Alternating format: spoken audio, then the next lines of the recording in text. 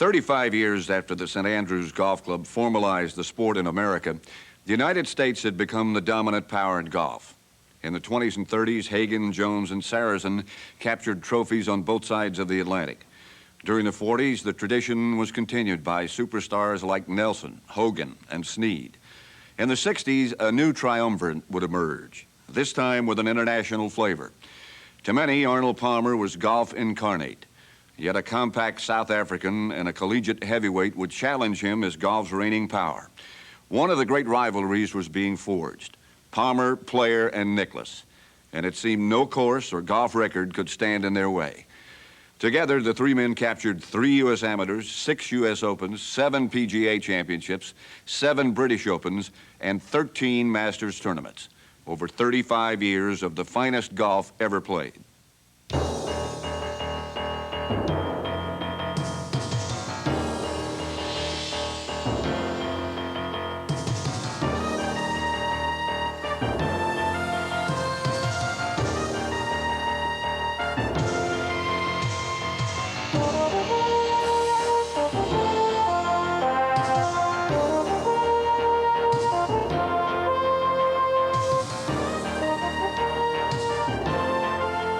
The Professional Golfers Association of America presents The Complete History of Golf.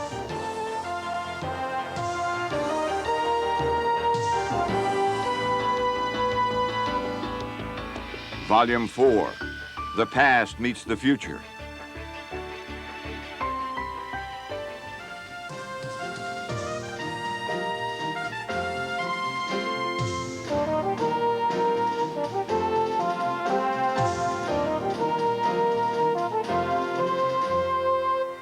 Gary Player was slight of build and long on determination.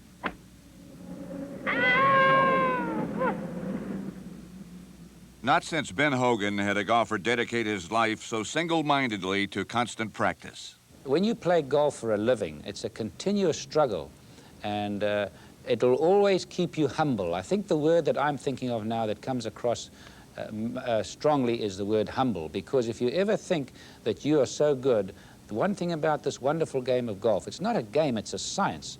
It will keep you in that proper perspective in life. It will keep you humble whether you like it or not. You might start off very cocky, but I tell you, eventually it will put you in your place. Where Henry Cotton, Peter Thompson, and Bobby Locke had failed to win U.S. majors, Player set out to conquer them all. Gary Player wore black in tribute to his movie cowboy heroes, who beat all the odds to ride off into glory.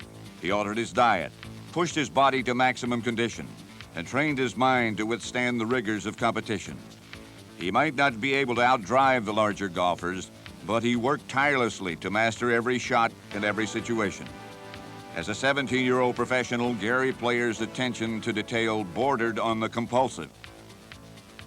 After carving out a reputation in his native South Africa, Player stormed Europe and took his first British Open in 1959. Then it was on to the States for a duel with Arnold Palmer in the 1961 Masters. Through 4 rounds of exciting play, the combatants alternated the lead until Palmer led by 1 stroke with 1 hole left to play. However, a trap and 2 missed putts left Palmer with a double bogey, and Gary Player fell into his first Masters victory. More triumphs on the American Tour soon followed, including the 1962 PGA Championship. With his victory, Gary Player became the first non-American to wear the PGA crown. When he beat Kel Nagle in the 1965 U.S. Open, he became the first foreign-born golfer to capture that title since Ted Ray in 1920. Gary Player became one of only 4 men in history to win all 4 modern majors. Only Gene Sarazen, Ben Hogan, and later Jack Nicklaus would share that honor. Out of his winnings, Player donated $5,000 to cancer research and $25,000 to promote junior golf. Golf has meant more than just victories to me and money. Golf has been an education. It's enabled me to meet people, from presidents of the United States to the average man in the street, to prime ministers, to royal family, whatever it may be. And what diversity, what an education. I've been blessed, and a talent has been loaned to me by God to travel and get an education that is far better than any college degree ever.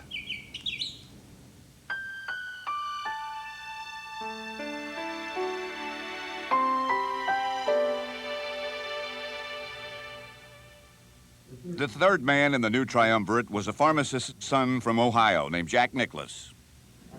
Peter? I first came across Jack when he was a young college boy who came over here playing in the Walker Cup in 1959 with Dean Beeman. And Jack was fat at that time. Not to be rude, he was. He was very plump, had a short crew cut, and looked very aggressive. Nicklaus took up golf when he was 10 years old and broke 70 by the time he was 13. Even at that young age, Nicklaus' play was characterized by thunderous drives.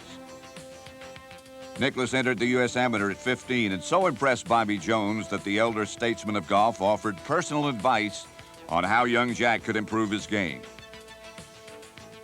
The advice worked. Nicklaus came back to win the U.S. Amateur in 1959 and then entered the 1960 Open paired with another golf legend, Ben Hogan. With only 5 holes left on the final round, the 20-year-old led by 1 stroke over Hogan, Julius Boros, Jack Fleck, and Arnold Palmer. He stood poised to be the first amateur to win the U.S. Open since Johnny Goodman in 1933. Palmer, however, sprung forward with another of his crowd-pleasing charges, and Nicklaus had to settle for second. But the taste of victory had left its mark on the young golfer. Nicklaus won a second amateur in 1961 and turned pro shortly thereafter. In '62, he repaid Palmer by defeating him in a playoff for the U.S. Open held at Oakmont. The great rivalry of Palmer, Player, and Nicklaus had come full circle. At Oakmont, of course, I was a young kid, 22 years old. I didn't much look like an athlete at the time. I was about 210 or 15 pounds, coming out of college, had baggy pants, not a very flattering shirt, baseball cap, and here's this glamorous idol who people have watched go through his charges and play great golf, and he's playing at home. I had my blinders on. I knew what I wanted to do. I knew where I wanted to go, and there happened to be somebody that was in my way to where I wanted to go, and if they were, it happened to be, if the fellow's name was Palmer, it didn't make any difference. I wanted to beat him. Jack Nicklaus followed his Open victory with a double major in 1963 when he captured both the Masters and the PGA Championship. He was 22 years old. His heavy frame and blonde hair earned him the nickname, the Golden Bear. After a second Masters crown in 1965, Jack Nicklaus scored another double the following year, with a third Masters and his first British Open title. He became the first man to win the Masters 2 years in a row. Still, the Nicklaus rampage continued. Palmer and Player were frequently at his heels. I'd like you to scare him, and then I'll kill him. How's that? Well, that's fair enough up to a point. However, what do you think about tomorrow? Do you think you have still in position to have a good chance to run at it, or what? Do you think you have a chance tomorrow? I think so. Well, I think I have a chance tomorrow. I'll do that. In the 1967 U.S. Open, Nicklaus and Palmer were tied going into the final round. Arnold shot a blistering 69 over the last 18 holes, but Jack beat him by 4 with the final round 65. His total 275 set a new U.S. Open record. Through it all, Nicklaus was an anomaly, a fierce competitor who would forego practice to be with his family.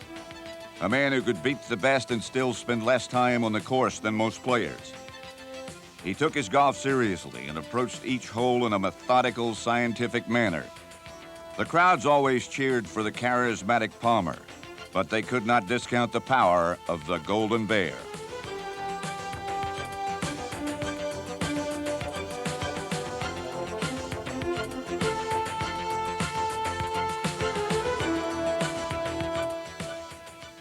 Although Palmer, Player, and Nicklaus dominated the attention of golf fans throughout the world, other exceptional golfers emerged to share a splash of brilliance. Kyoichi Ono, Paul Harney, Dutch Harrison, Canadians Al Balding and Stan Leonard,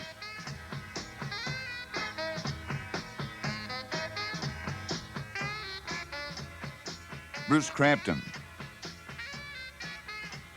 Tommy Bolt, Chichi Rodriguez, Doug Sanders, and amateur Bill Campbell, who became only the third American to be installed as captain of the Royal and Ancient Golf Club of St. Andrews. I accepted very fast indeed. And the best part was that my wife was enthusiastic about it too, because it was a total change for us. We uprooted our lives for a year. You could not anticipate or visualize the experience. And that's why I say sometimes I wonder if it was all a dream when it did take place. We just had to rely on your instincts. But people were extremely nice to us there, and it was something out of a storybook. Meanwhile, Bob Golby, Bob Rosberg, Al Geiberger, Gay Brewer, Don January, Jerry Barber, and Dave Marr each added victories in the majors to their tournament careers. The history of golf is filled with stories of heroics and spectacular comebacks.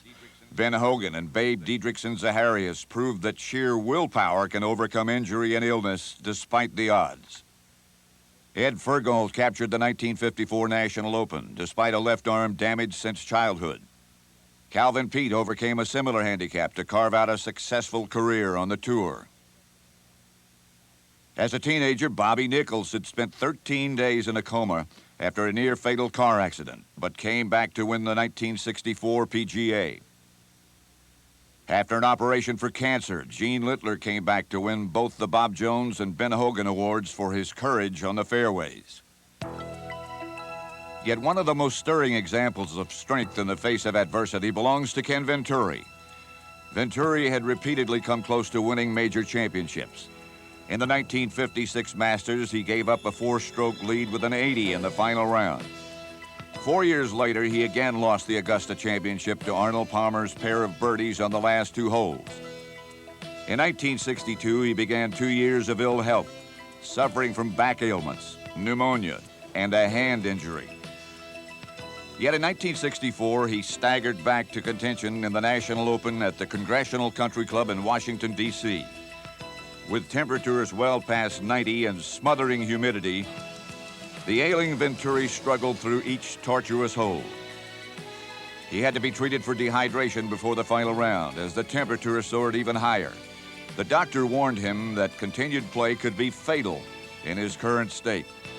Dazed and exhausted, Ken Venturi pushed past Arnold Palmer and Tommy Jacobs in the final round. At one stage, he was so weak. He said, you may have to penalize me a couple of shots for being slow, but I can't go any faster. And he said, well, if you're going to be the champion, come down that last fairway with your chin up. And he did. This is one moment I will never forget. This is the greatest ovation I have ever heard, and it made everything come true, a lifelong dream that I have now got the Open tightly in the grasp for my hand. Venturi's near collapse was one of the reasons the USGA eliminated 2 rounds in a single day of Open competition. Shortly after his miraculous victory, circulation problems cut short Ken Venturi's golfing career. Yet when golfers mention the words courage and comeback, they cannot help but think of Ken Venturi.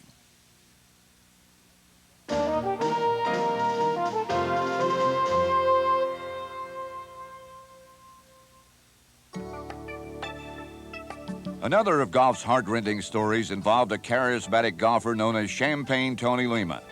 The tall and lanky ex-Marine turned pro the same year Arnold Palmer swept the Canadian Open. It took more than 8 years on the tour before everything came together for the popular golfer.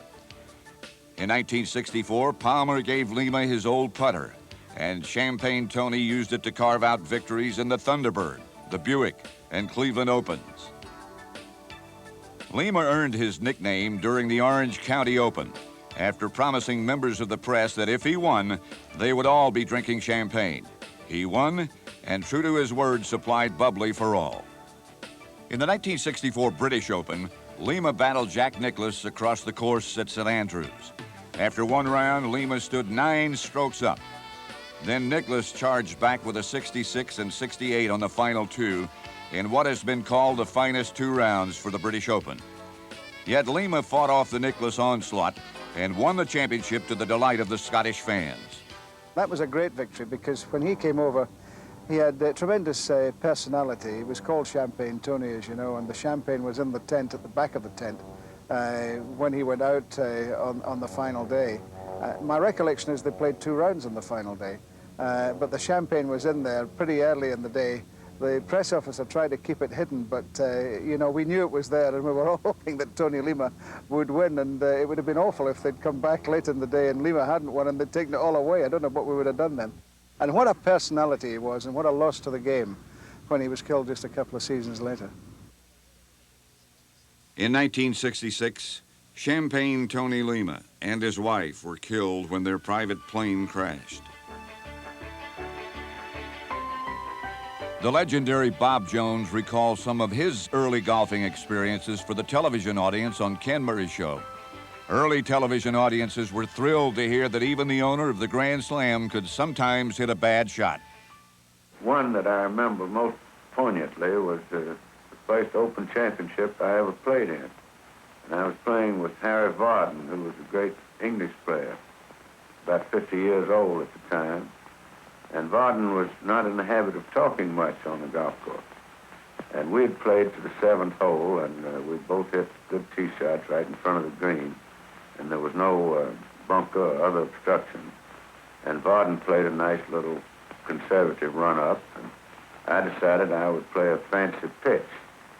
And he had put his ball about 4 feet from the hole, and I half-topped my pitch and put it in the bushes over behind the green. And as we were walking to the next tee, I said, Mr. Varden, did you ever see a worse shot than that? He simply replied, no. In 1958, Jones was awarded the Freedom of the Borough by his Scottish friends at St. Andrews. The only other American to have received the same honor was Ben Franklin. Jones' comments were equal to the occasion. I could take out of my life everything except my experiences at St. Andrews. Jones went on to say he would still have had a rich, full life. It would not be without pain, however. Furman Bisher recalls Jones' reaction to his own illness. One of our most startling experiences I ever had with him, I was asking him, we were talking about his ailment. And I said, well, is there a name for it? He said, yes. And I said, well, what is it? He said, syringomyelia. And I'd never heard it before and looked it up, and it is in the dictionary. And he explained what it was, the hardening of these crusty growths that deaden the nerves in the spine and so on. And it's progressive, he said. And I said, well, is there no cure for it? And he said, oh, yes. And I said, well, what is it? And he said, death. Robert Tyre Jones, Jr., one of golf's greatest players, ambassadors, and visionaries, died quietly in December of 1971. His qualities as a human being and his skills as a golfer, along with his great achievements, are reflected in the game today by those who knew him well and those who only knew of him. From the very moment I met him, you know, I admired him. He's just a great gentleman, absolutely one of the top all-time players. In my mind, he was like the Leonardo da Vinci of golf. He was a competitor. He wanted to win. He took his golf game and moved it up into the 1970s or 80s. Jones would have been a champion then because he was built that way. He wanted to be. When you think of him as he was a ruddy-cheeked young man in his teens, doing very well, and then saw him as he was at the end, it's pretty sad stuff. But he was the same Jones throughout it all.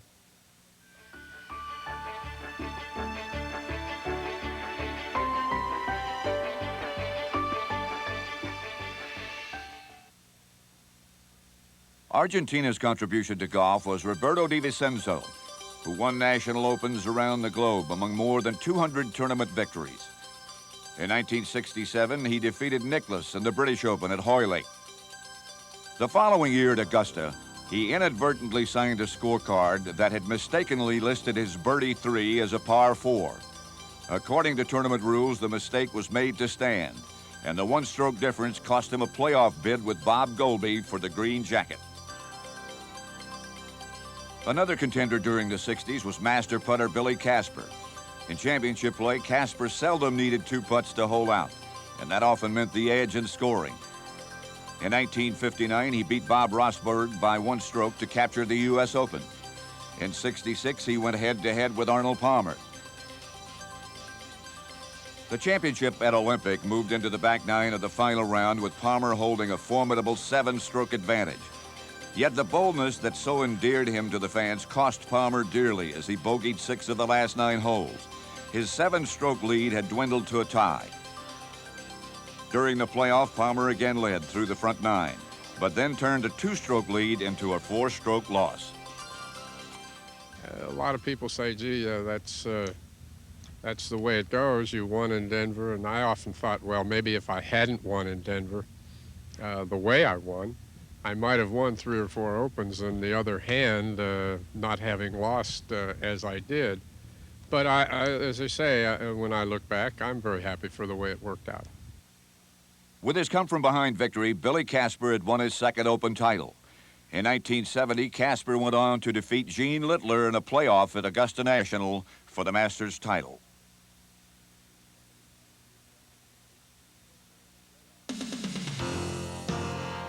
A sign that golf has been recognized as a vital part of our culture has been the emergence of golf museums. The Royal and Ancient oversees an exceptional collection of golf memorabilia. In the United States, the first formal golf museum was at the James River Country Club, which houses some of the oldest documents related to the game. There are museums dedicated to specific players. The LPGA has its own Hall of Fame. The USGA runs Golf House. And one of the most extensive collections of golf memorabilia resides in the PGA World Golf Hall of Fame in Pinehurst, North Carolina.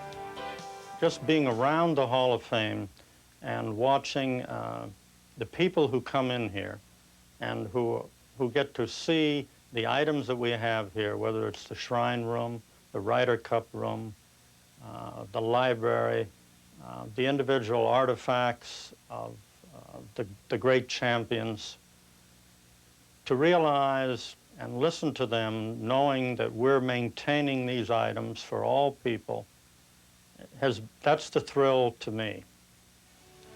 Rare volumes, early equipment.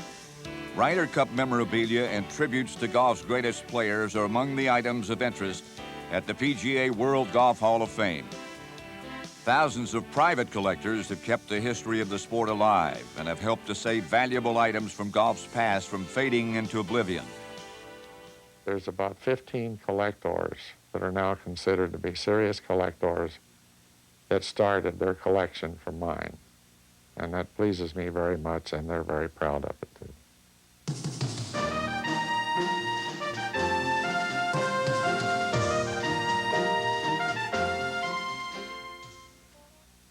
Not all pro golfers sprang from the college and country club set.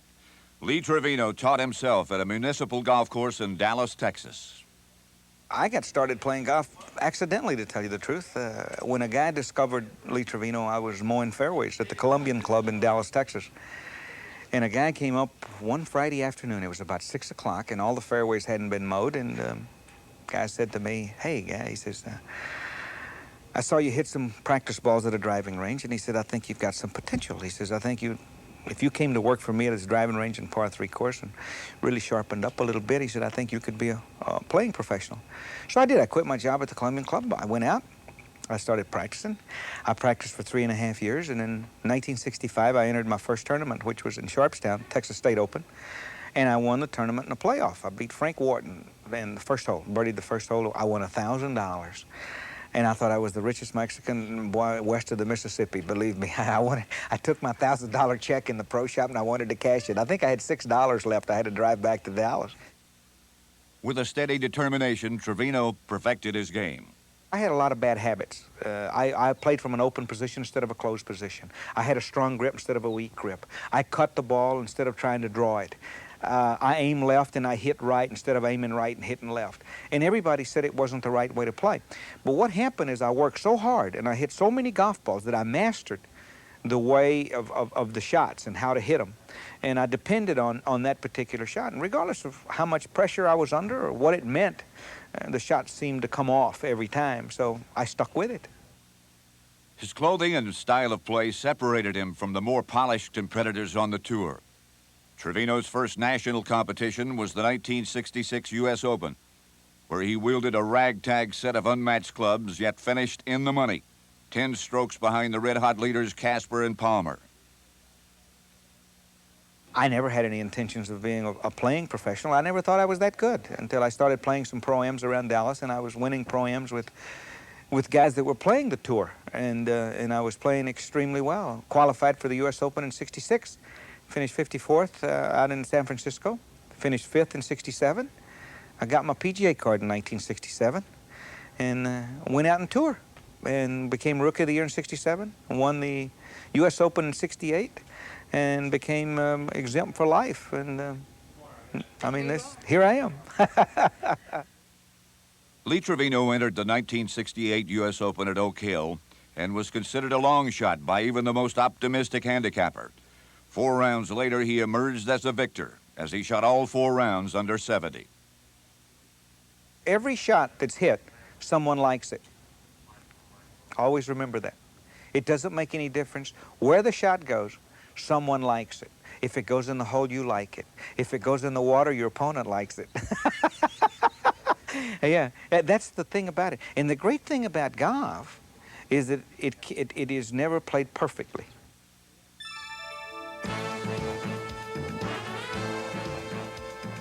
By the mid-1970s, women's golf had proven itself a powerful draw for fans and sponsors alike.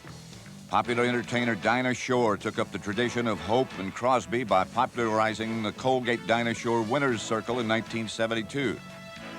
The event, now sponsored by Nabisco, has become one of the majors on the women's tour. Following Mickey Wright's legacy was the responsibility of new players on the growing LPGA circuit. A new powerhouse was Joanne Gunderson Carner. Joanne's amateur career bordered on the spectacular. Her booming swing helped her take the United States Women's Amateur Championship a total of 5 times. Despite her amateur status, she had plenty of opportunities to test her skills against the leading women professionals.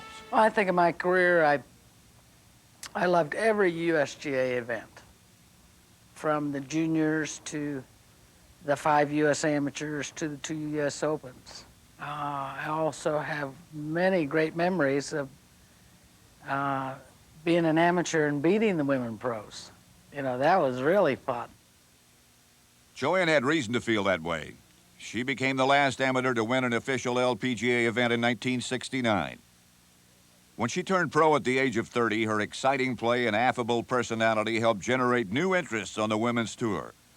She quickly challenged Kathy Whitworth for dominance on the links.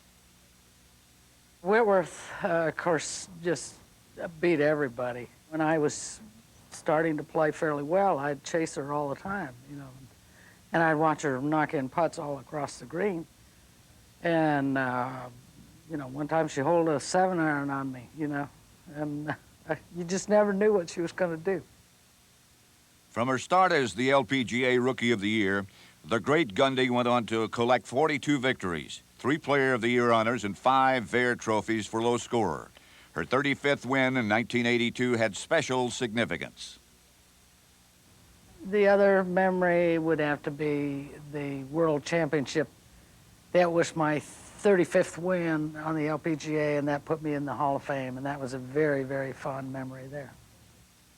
Still competing, Joanne Gunderson Carner remains a favorite with the fans, the media, and the other women on the professional tour. She's a great lady. I've respected her for a long time. Have had many great duels with Big Mama, and will always have a lot of fond memories of her in my younger years on tour. And I keep saying, you know, Big Mama, I just wish you were 30 again so we could do this all over.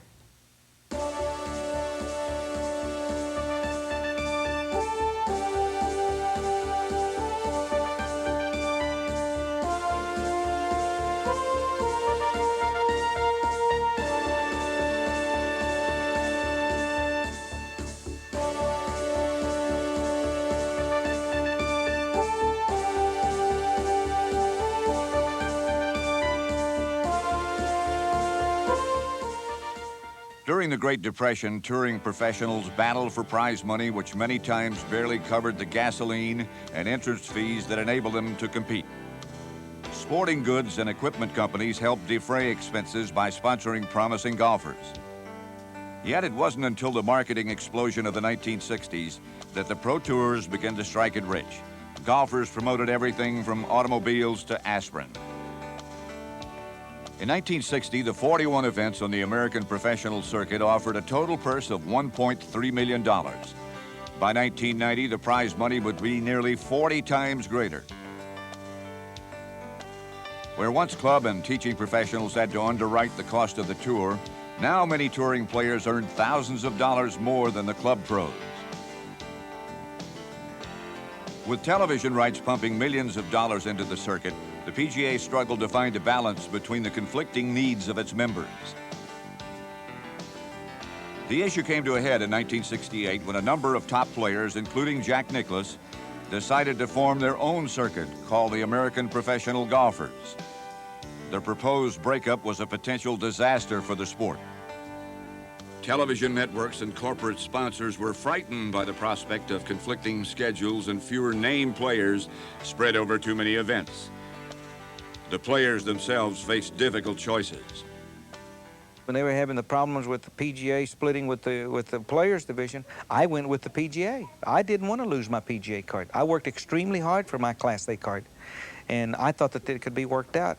Thank God that it was worked out, because I stayed with the PGA. I didn't want to go with the players. As it turned out, I think the split worked. I think the PGA is as strong as it's ever been. The issue was finally resolved in 1969 when incoming PGA President Leo Fraser negotiated the formation of an independent tournament players division within the PGA. The PGA of America would continue to represent the tens of thousands of club and teaching professionals, while the newly autonomous tournament players division would concentrate on those who made their living on the pro circuit. The PGA of America retained control of the Ryder Cup, the PGA Championship, and the PGA Seniors Championship, and developed other competitions, such as the Club Pro Championship for non-touring members. This allowed those with club or golf shop responsibilities to compete on a national championship level. The Tournament Players Division created tournaments of their own, such as the Tournament Players Championship. Former USGA Executive Secretary Joe Dye was appointed first commissioner of what would eventually become the PGA Tour.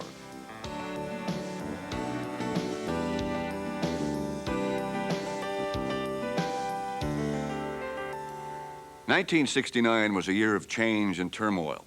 With Apollo 11, mankind had for the first time set foot on something outside our own planet. Rock and roll and the Woodstock generation were in full swing. So was the Vietnam War. And a working-class British golfer was to recapture his country's national title for the first time in 18 years. For more than 2 decades, South Africans Bobby Locke and Gary Player, Australians Peter Thomson and Kel Nagle, Argentinian Roberto Di Vicenzo, and Americans from Ben Hogan through Jack Nicklaus had taken the trophy from home shores. Yet 1969 was Tony Jacklin's year. Jacklin had been one of the few British players to win big money on the American tour. It's great to have played in America as I did and got to know all the great players of the day, Hogan and the rest. I played with them all. And I feel very grateful for that. Sarazen, had a lot of fun. The British Open, however, presented greater obstacles. Against all odds, Jacklin battled his way to the trophy amid the jubilation of the British gallery. To prove that it was no fluke, Jacklin returned to the States and took the U.S. Open in 1970 with a commanding 7-stroke victory.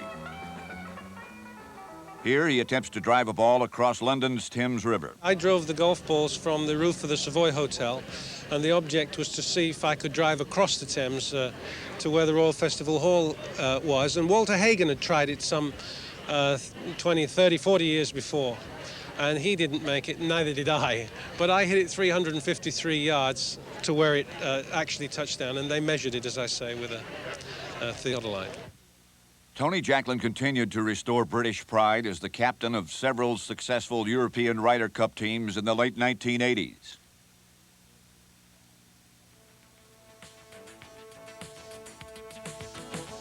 As the 1970s unfolded, Jack Nicklaus had become a dominant member of golf's third great triumvirate and the man to beat in any tournament. Yet there was plenty of competition. Dave Stockton won the first of his PGA championships in 1970, then added a second in 1976. Other champions included Jerry Pate, Larry Nelson, 1977 PGA champion Lanny Watkins,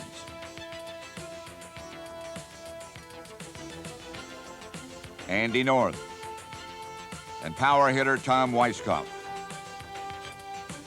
Hale Irwin came from the Midwest to wear 3 U.S. Open crowns in 1974, 1979, and his third national title in 1990 at the age of 45. As far back as the 8th grade, I did a paper on what I most wanted to be when I grew up, and it was to be a professional golfer. So it's always been in the seed of the brain, and I guess that's about all the brains I had was a seed at times. Hubert Green was the picture of concentration in the 1977 U.S. Open as he ignored a death threat to take the championship. His victory over Lee Trevino in the 1985 PGA was equally sweet. I was supposed to be a has-been and over the hill and through the woods to Grandma's house. I'd already gone. And to go against Trevino head-to-head the last round was quite an honor and a thrill. The gallery's not on my side. I know that. The folks in Denver, who wouldn't be for Lee Trevino over a Hubert Green? But I was playing head-to-head with Lee, and down the wire, I guess he blinked first. It was a great thrill, a great pressure-packed event, and from my standpoint, the right guy came out on top. San Francisco star Johnny Miller was a meteor in the universe of golf, with a career that burned brilliantly for 4 short years. As a 19-year-old caddy, Miller surprised everyone by qualifying for the 1966 U.S. Open and finishing a respectable 8th. By age 26, 6'3" Johnny Miller blasted his way to the 1973 U.S. Open Championship. Just before the national tournament began, the Oakmont greenskeepers mistakenly left the sprinklers on all night. A heavy rain only increased the problem, much to the delight of the players. The slow and sticky greens helped Miller post a 4th round 63, which set a new Open record. The next year, Miller won 8 tournaments and set a new record as the Tour's top money winner. He followed a 24 under par in the Phoenix Open with a 25 under par at Tucson, carding an amazing 61 in each tournament. After a 1976 British Open victory over Jack Nicklaus and 19-year-old Severiano Ballesteros, Johnny Miller's star began to fade. Yet his performance in the mid-70s held the attention of golf fans throughout the world.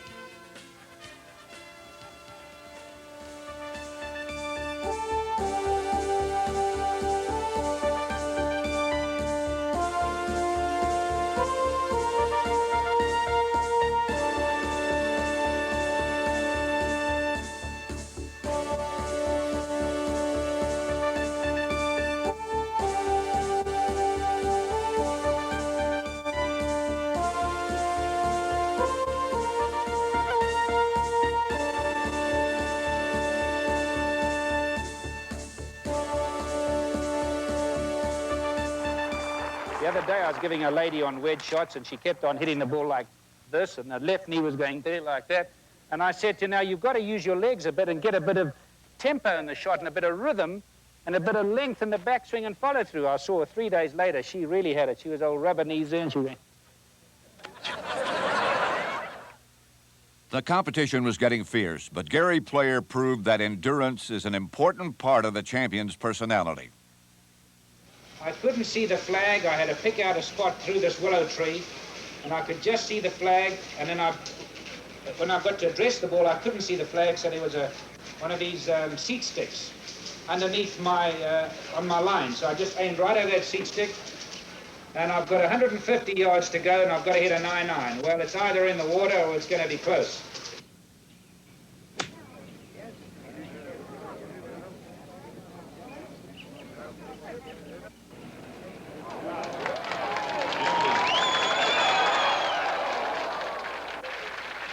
Gary Player outshot Tommy Aaron and Jim Jamison for the PGA crown in 1972.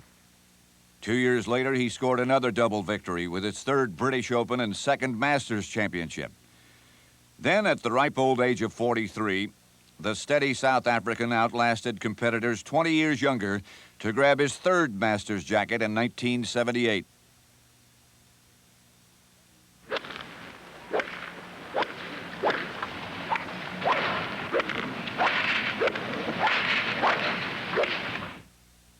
Lee Trevino also turned red hot in the 70s, offering some of the decade's most exciting golf. Trevino's confidence on the course was bolstered by a unique sense of humor. Rubber snakes, wisecracks, and practical jokes brought a chuckle to the intense competition. Our names were announced on the first day, and there's the first tee down there, just about to drive, and a police car came down the drive at Birkdale with its sirens going, its lights flashing, pulled right up alongside us on the first tee. And Trevino, as quick as a flash, dropped his driver and he grabbed me around the shoulders and he shouted, "I've got him, I've got him." And from then on, of course, I had a very enjoyable and relaxing Open. Lee Trevino's fun-loving nature was beginning to take its toll on the greens. Then in 1971, Trevino turned it all around and suddenly got serious about his game. He began with the U.S. Open at Marion Golf Club, where he dueled Jack Nicklaus to a tie. In the playoff that followed, Nicklaus' 71 was no match for Trevino's 68. Then a quick trip to Canada, where a well-timed birdie won him the Canadian Open in a sudden death playoff. Then a quick dash to the airport and off to the 100th British Open at Royal Birkdale. By the fourth round, he held a one-stroke lead over Britain's Tony Jacklin and Lu Liang Huan of Taiwan. Trevino's triple bogey 7 on the 17th gave Huan an opening. But in the end, it was Lee Trevino who walked away with the British Championship. In just 4 weeks, he had taken the national opens of 3 different countries. Trevino defended his British Open title the following year in a shootout with Jack Nicklaus. He added a PGA championship in 1974 by again defeating Nicklaus with an impressive 276. Yet the following year, Lee Trevino was to receive a shock that nearly ruined his golf career and his life. The Merrimax was sitting out a thunderstorm under a tree when a bolt of lightning deflected off his irons and slammed into Trevino's back. The shock left him writhing. A short time later, he crushed a vertebrae in his still unhealed spine. It would be 2 years before an operation could eliminate the pain and allow him to play again. Less than a year after the surgery, Trevino won another Canadian Open and once again terrorized the circuit. He went on to win his second PGA championship at the age of 45.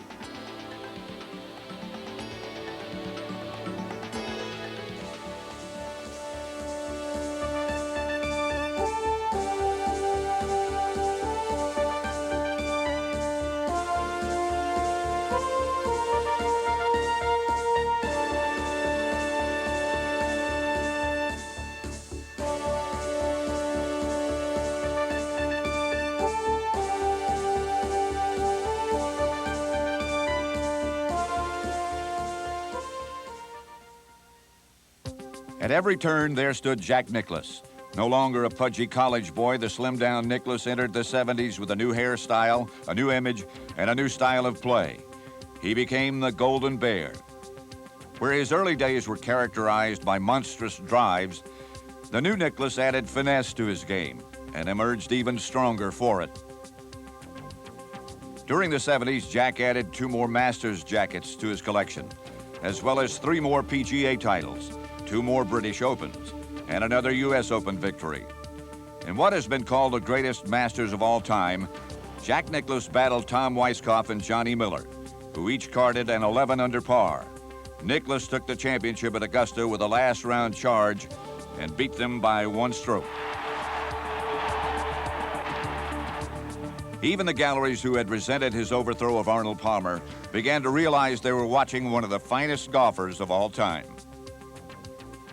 The victory seemed to deny the fact that Nicklaus was limiting golf to little more than 24 tournaments a year.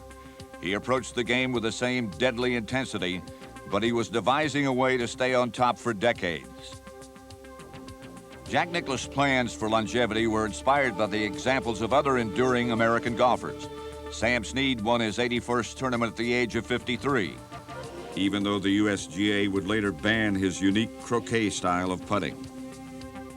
And the venerable Gene Sarazen, the Tom Morris of American golf, was invited to the 1973 British Open at Troon, more than 50 years after his first attempt at the British Championship. At the hole nicknamed the postage stamp, the 71-year-old golf legend made this amazing shot.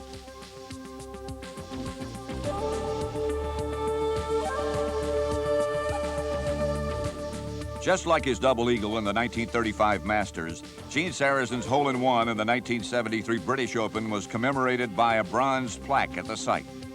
The following day, he mastered the same hole in only 2 shots. It was a precedent that even Jack Nicklaus had to admire.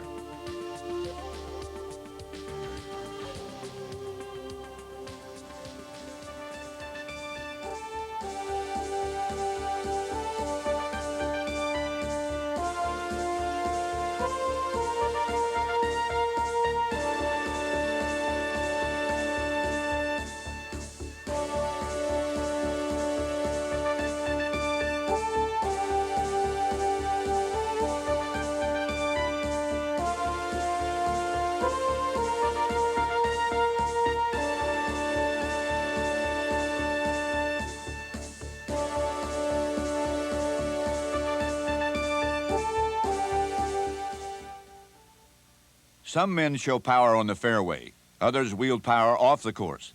Dean Beman was an accomplished golfer who won a British Amateur in 1959 and 2 U.S. Amateur titles in 1960 and 1963. I had won the British Amateur in 1959, and you win one significant championship, and I think people wonder, well, can he do that again, or is it just a one-time thing? Yet Beeman's biggest accomplishments came without a golf club in his hand. In 1974, he succeeded Joe Dye in the position of commissioner of the PGA Tour. His acute business sense attracted greater sponsorship and propelled the tour into a multifaceted organization with more than 60 times the assets of when he took the helm. Beeman is also credited with developing the concept of stadium golf. With all of that development of the business aspects of golf to make it work for the membership, and I certainly work for the PGA Tour membership at large, I think we've been able to keep the game the same. I don't think the game's changed at all. Certainly the financial aspects of the game have changed, but the game itself, when those great players today tee it up on the first tee and put their peg in the ground, they're playing the same game that Jack Nicklaus played and that Ben Hogan played and Byron Nelson and Bobby Jones played, and I think that's probably what makes me feel the best.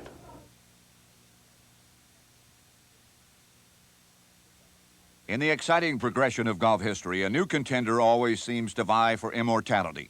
From 1977 to 1984, that man was Tom Watson. Tom Watson is one of the most popular players and one of the nicest people that have ever played golf, I believe. He's won the Open 5 times. He won it here at Royal Birkdale. He, to my mind, is the perfect gentleman on a golf course, one of the best sportsmen you could ever imagine, and I think a great credit to the game of golf. Tom Watson learned to play golf at the Kansas City Country Club and won his first tournament at the age of 14.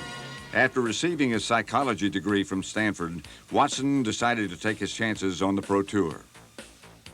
After losing his lead in the final round of the 1974 U.S. Open, Watson traveled to Byron Nelson's ranch in Texas to learn the secrets of perfecting his game.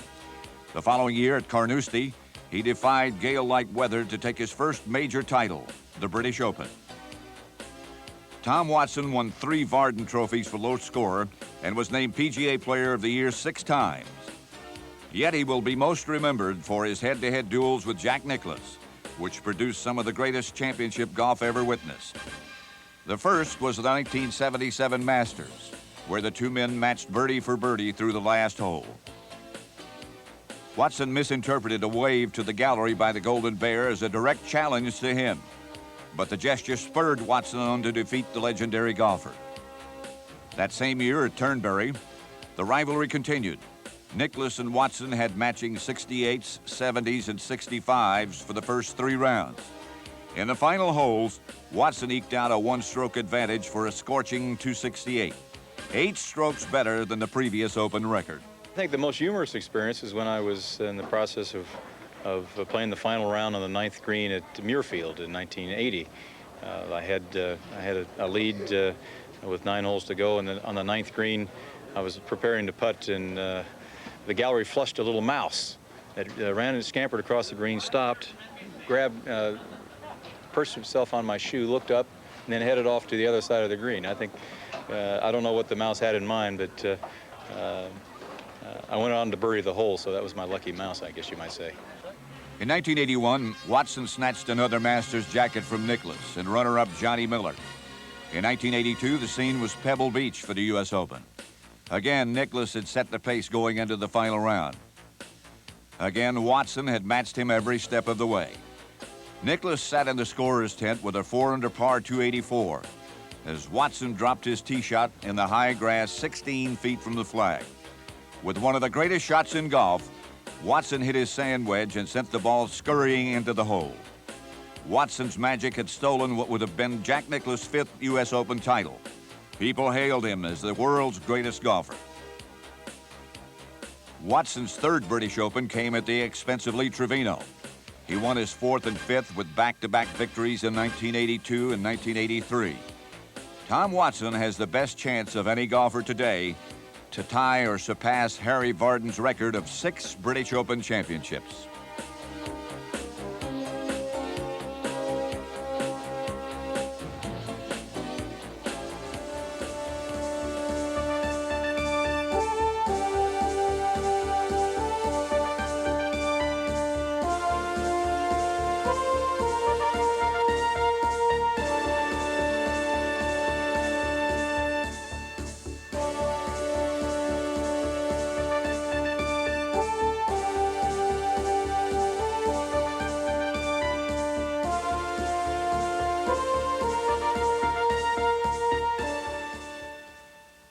One of the biggest mistakes a modern golfer can make is to write off Jack Nicklaus as no longer being competitive.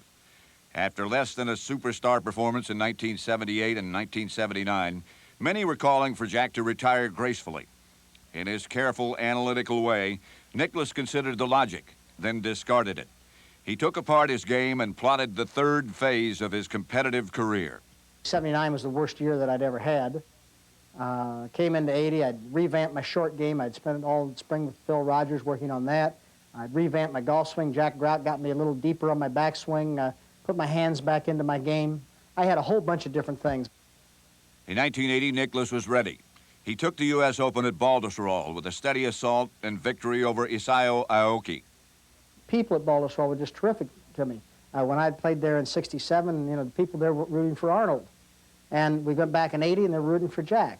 And when I came up playing the last round, every hole, every day, the people were just, I mean, it was almost dangerous getting from green after you walked off the green to get to the next tee. But it was an exciting, thrilling thing to me. I've had a couple instances similar to that at Baltusrol, at '78 at St. Andrews, and '86 at the Masters, where the people have just been unbelievable coming down the stretch, and were a very significant part of my win. Nicklaus carded a double that year with a victory in the 1980 PGA, matching Walter Hagen's record of 5 PGA titles. The Golden Bear was back with a vengeance. Perhaps Jack Nicklaus' greatest win on both a skill and emotional level was his 1986 triumph at Augusta. At 46, the Golden Bear spotted some players nearly 25 years. As I walked down the 9th hole, I knew that I'd all but, at that point, if I didn't get something started, you can forget it. And I made the putt at 9, which put me under par. And there's a big difference between just being even par and under par. Then I hold a long putt at 10 and hold the putt at 11. I said, hey, I've got a good shot at this. And just kept after it, and I kept seeing myself being like in 10th place to about 8th place to about 5th place. We only a couple of, or 4th place or 3rd place. Only a couple of guys in front of me, and I could see I was getting closer to Ballesteros and less guys in the middle. And as that happened, my confidence got greater.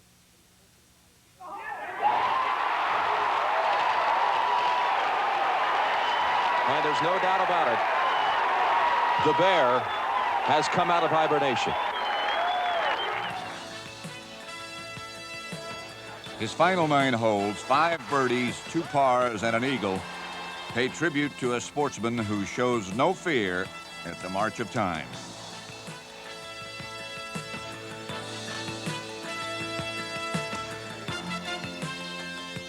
During the emotionally charged match, Nicklaus' son, Jack Jr., caddied for his famous father. The father and son team shared a moment of glory few will ever know. As the 20th century moved into its last 2 decades, the growing PGA Tour was faced with a flood of talent and a deluge of money. In 1983, an all-exempt status was implemented, and the top 125 money winners were automatically eligible to play in all tour events.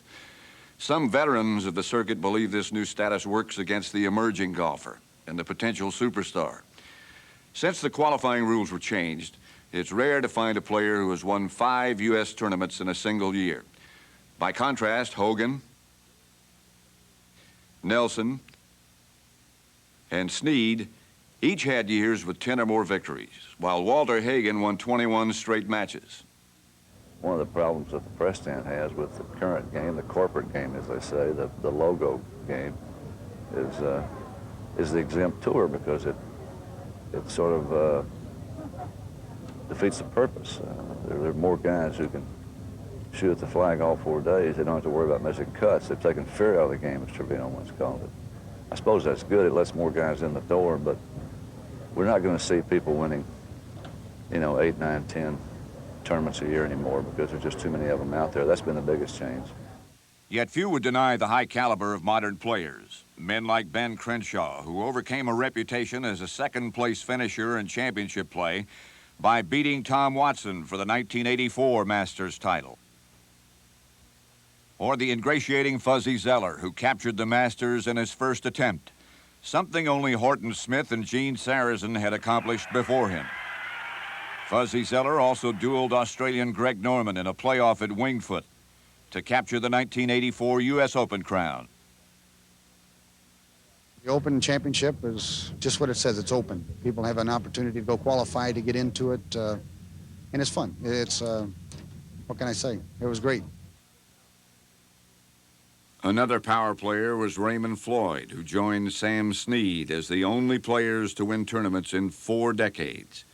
After a successful career as a junior golfer, Raymond Floyd won the first tournament he was able to qualify for, the St. Petersburg Open. But the lure of the nightlife took its toll. It wasn't until 6 years later that Floyd re-emerged by taking the 1969 PGA Championship with a win over Gary Player. After another extended dry spell, he won the 1976 Masters with a score of 271 that tied the championship record set by Jack Nicklaus in 1965. Raymond Floyd won his second PGA in 1982 and his first U.S. Open in 1986 at the age of 43. And if I couldn't handle it here, it was very likely that it wouldn't happen again. Emotional like I am now as well. You'd think I could handle this better after 25 years.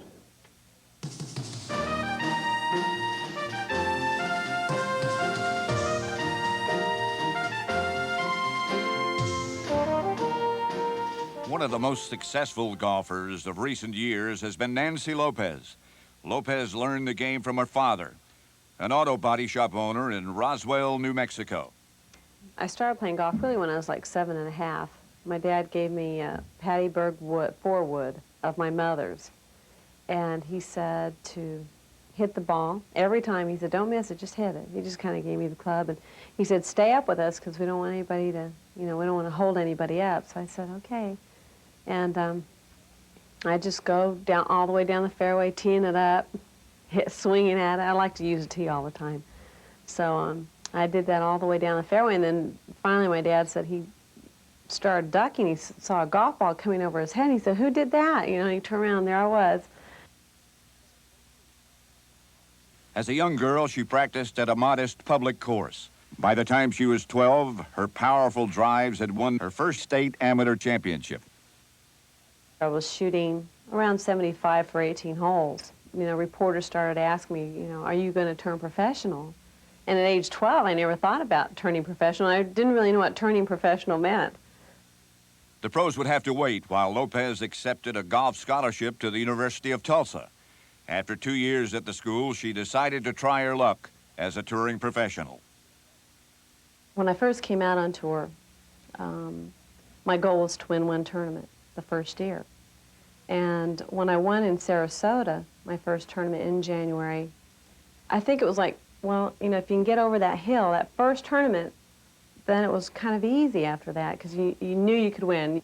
And then the 5 in a row, there was a lot of pressure. I felt a lot, especially the 5th tournament, because I wanted to break that record of, the 4 in a row that some other players had accomplished. And so I just kind of set that goal, and so I'd like to do that. Her first year as a pro, Nancy Lopez won 9 tournaments, 5 of them in a row. She was honored with the Vare Trophy for low scoring average and was named both Rookie of the Year and Player of the Year. She electrified the world of golf with her personality and her overwhelming talent. The second year was tougher mentally, I think, because there was a lot of press written about me, the junior slump or, flash in the pan, and I just wanted to prove that that wasn't right. And so I just, worked extra hard and won 8. Then I got married to my ex-husband and didn't practice much that winter. Played real bad, really, my 3rd year on tour. I won 3 tournaments that year, though, but just struggled to win them. Yet the victories would continue as she continued to perfect her game. In 1982, she married Ray Knight, who had achieved his own celebrity status as a Major League Baseball player. Ray was probably a big boost in that year because he kept telling me that I could be #1. And I wasn't really concerned about being #1. I just wanted to take care of my family and play the best golf that I could. But he kept saying, well, if you can, play a little bit more, he says, you can be #1. On July the 20th, 1987, the young golfer from New Mexico became the 11th inductee into the LPGA Hall of Fame. Her membership was awarded after her 35th win at the 1987 Sarasota Classic, which had also been the site of her first professional victory 9 years earlier. It was just one more triumph in a career filled with sparkling achievements. My greatest accomplishment was probably having Aaron, 9 pounds, 12 ounces. That hurt. Probably my greatest accomplishment was probably, of course, getting into the Hall of Fame, winning my 35th. To have it there to look at now, to get into the Hall of Fame was just a big, big honor for me, and a great big goal that I accomplished that I never thought I could accomplish. Wanted to have a family. I didn't want to wait till my career was over before I had children, and I'm glad that I didn't. It's tough because you have to really set your priorities. Golf is not my #1 priority anymore. I don't want to retire for a little while. I'd like to play as long as I can. As long as I can win, I want to play, and I just want to keep playing and winning as much as I can. The popularity of Nancy Lopez is one more reason the LPGA continues to attract a growing list of fans.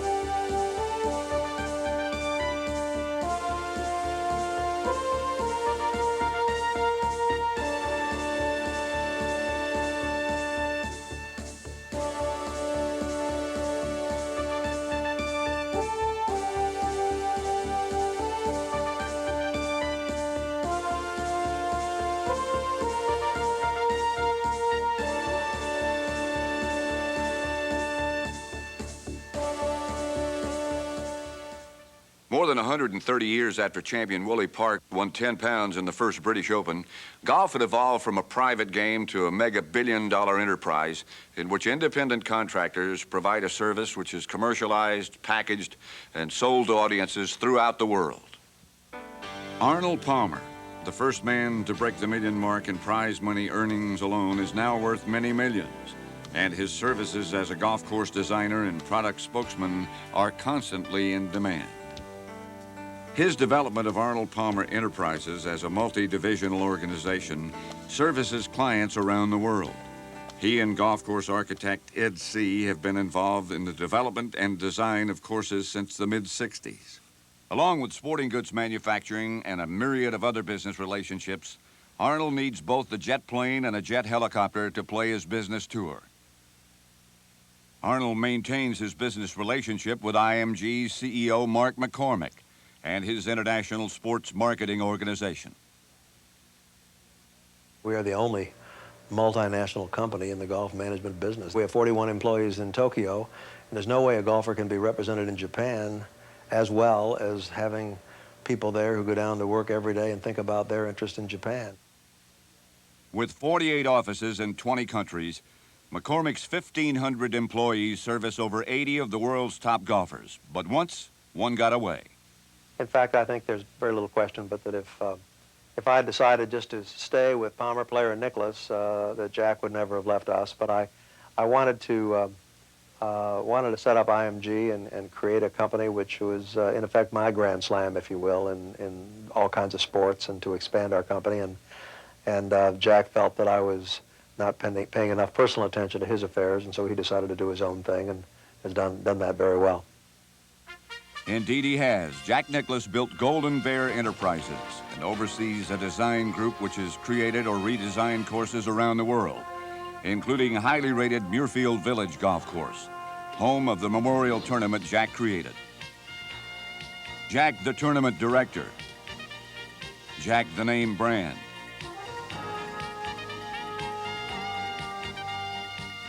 Jack, the licensee.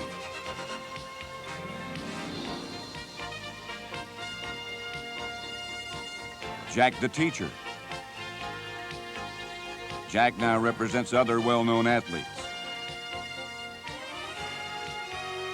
He has designed a burgeoning business under the sign of the Golden Bear.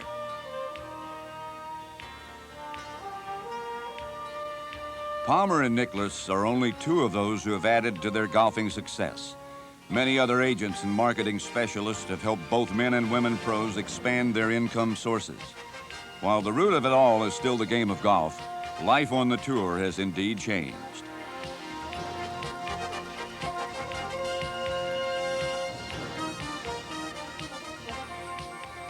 Here we have a couple of divots, okay?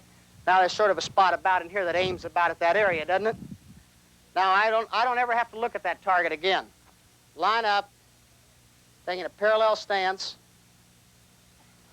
to that straight line, knowing the ball's pretty much where it should be. Now let's don't even look at the target. Let's see how close I am to my line.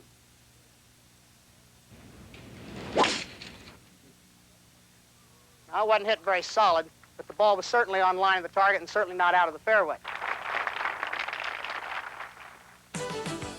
Although he has dominated the world of golf for nearly 30 years, the era of Jack Nicklaus has inevitably begun to pass. As always, a field of new contenders vie to be golf's next great legend.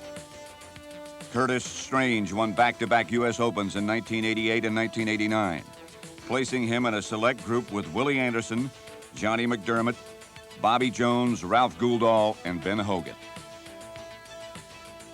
Colorful Payne Stewart is the 1990s equivalent of fashion-conscious Jimmy DeMeritt.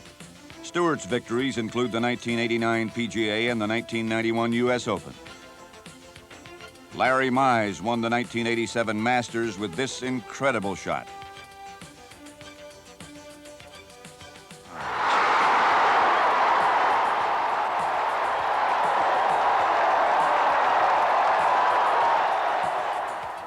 Few have achieved the success of veteran Tom Kite, whose 13 tour victories made him the first golfer to pass the $6 million mark in career earnings.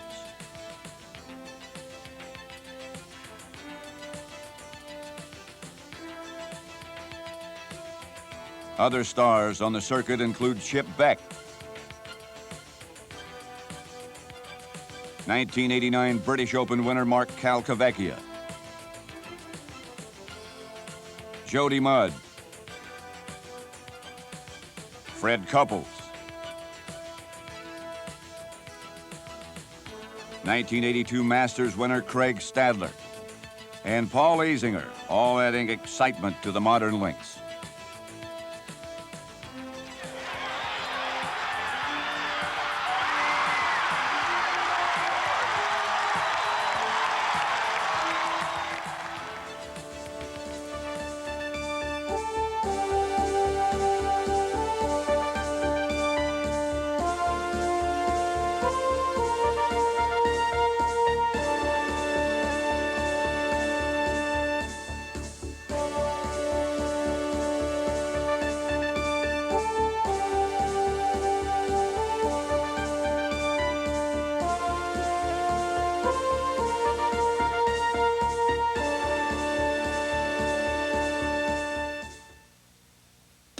Throughout the decades, golf has proven popular with stars from other sports.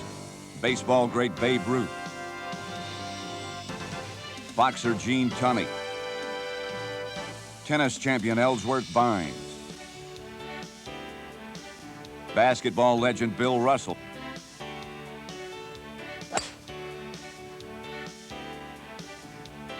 the sport also continues to be a presidential obsession. The man on the links is President John F. Kennedy, who played frequently despite fused vertebrae in his spine. In this rare footage, Kennedy is enjoying a quiet round at the historic Newport Country Club in Rhode Island. First Lady Jacqueline Kennedy watches the action from her golf cart on the left. Less than a year after these images were recorded, President Kennedy would meet his fate in Dallas, Texas. Other presidents enjoyed a round, such as Lyndon Johnson and Richard Nixon. Am I in the right place? This is a golf tournament. When the tournament opens, the sun will be shining, and it will be a very safe tournament. It'll be a very safe tournament because I've ordered the Vice President to be in Washington. Oh, my goodness. Thank you. Although frequently in the company of golf stars, Nixon seldom allowed his swing to be filmed.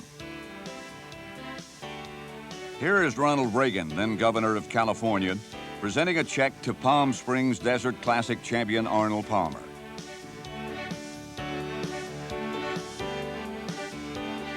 Another avid golf fan is President George Herbert Bush.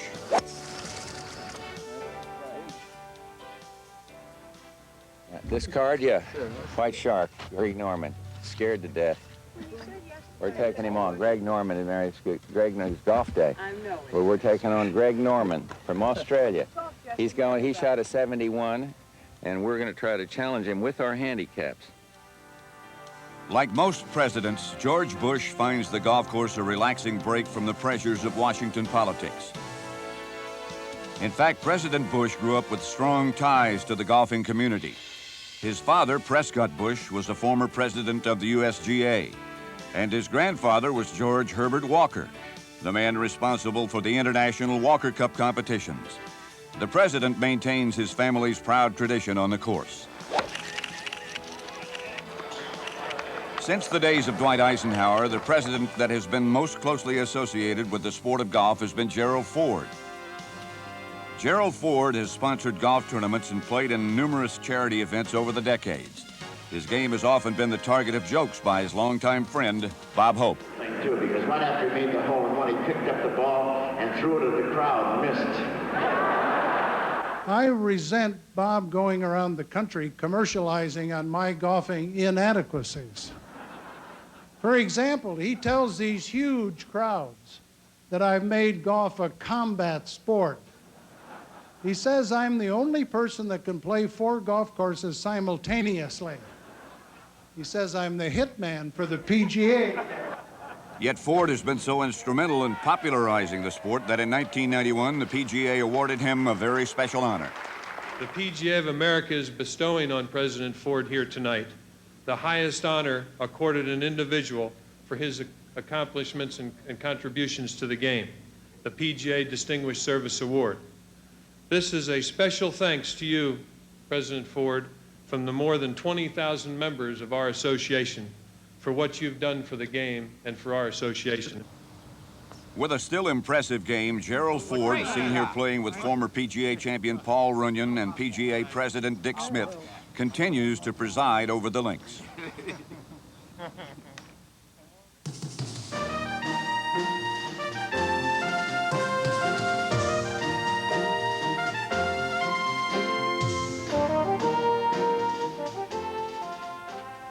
From Scotland to England to the United States over a 600-year span, the power center of golf has shifted as exceptional players have emerged.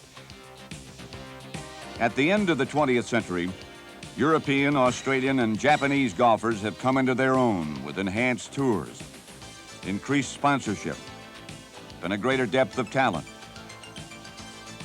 As American players continue winning on the European Tour, a wave of talented international players have gained glory on the American circuit. Leading the charge has been Severiano Ballesteros, who as a 19-year-old tied for second in the 1976 British Open. Ballesteros picked up a club at 6 years old and began driving balls across his father's farm in Pedrina, Spain. By the time he was 22, he had captured golf's oldest championship, the British Open. In 1980, the talented young Spaniard took on the Americans in their own major. His victory at Augusta that year made him the youngest champion ever to win the Masters. He returned to Augusta to take the 1983 Masters, and then won another British Open in 1984 and a third in 1990.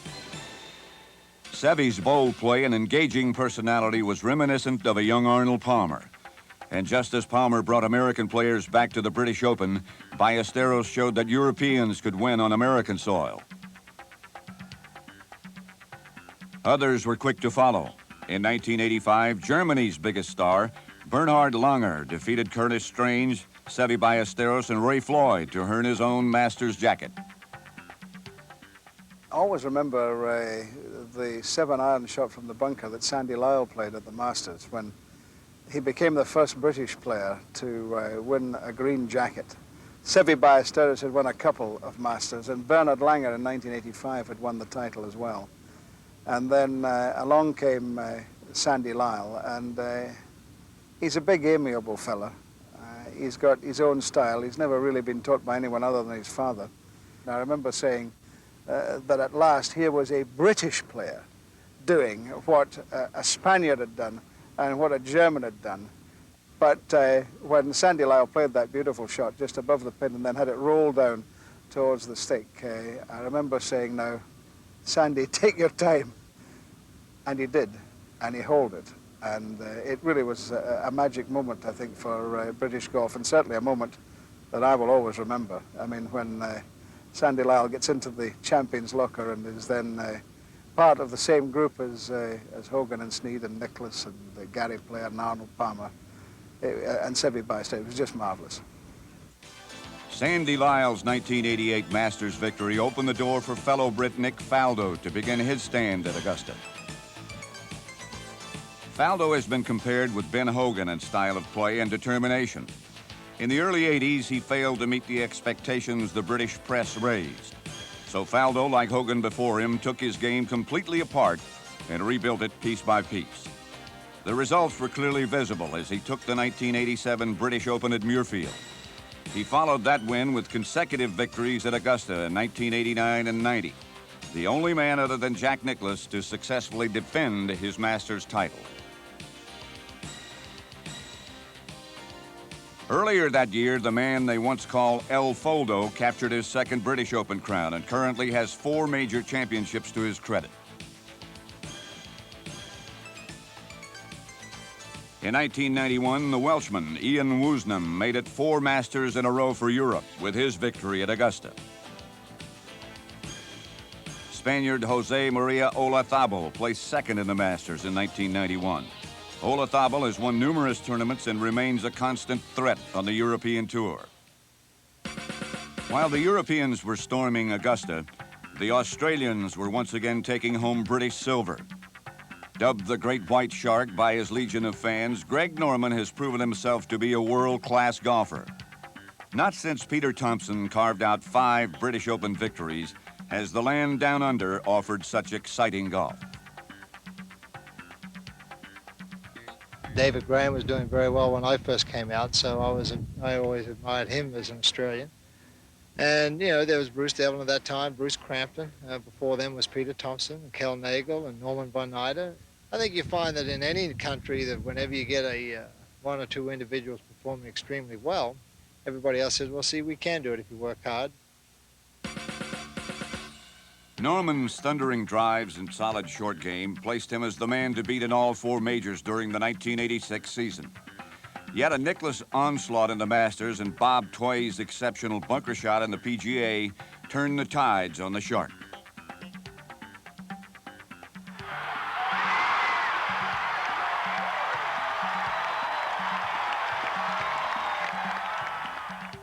Despite these setbacks in the U.S. majors, Greg Norman succeeded in taking the 1986 British Open and remains a consistent money winner on the American PGA Tour. David Graham from Windsor, Australia, counts the 1979 PGA and the 1981 U.S. Open among his 31 victories worldwide. Wayne Grady was a surprise but decisive winner of the 1990 PGA with a final score of 6 strokes under par. And in 1991, Ian Baker Finch again captured the British Open for Australia. It's good to see that Ian won the British Open and Wayne Grady winning the PGA Championship last year. I think goes to show you for a country with only 17 million people, population in New York City, we've turned out some pretty talented golfers over the decades and probably going to turn out many talented golfers over the next few decades. So I think we can see the Australians being a continuing and an improving, an ever-improving part of the world scene. I think the Americans have got to watch out, not just for the Europeans now, but for these Australians. They're attacking you from every corner, if you like. Another nation that has witnessed an explosion in golf is Japan. The Japanese tour stands just behind the United States and Europe as the most lucrative circuit for golf professionals. The island nation has more than 1,600 golf courses crowded by more than 12 million golfers.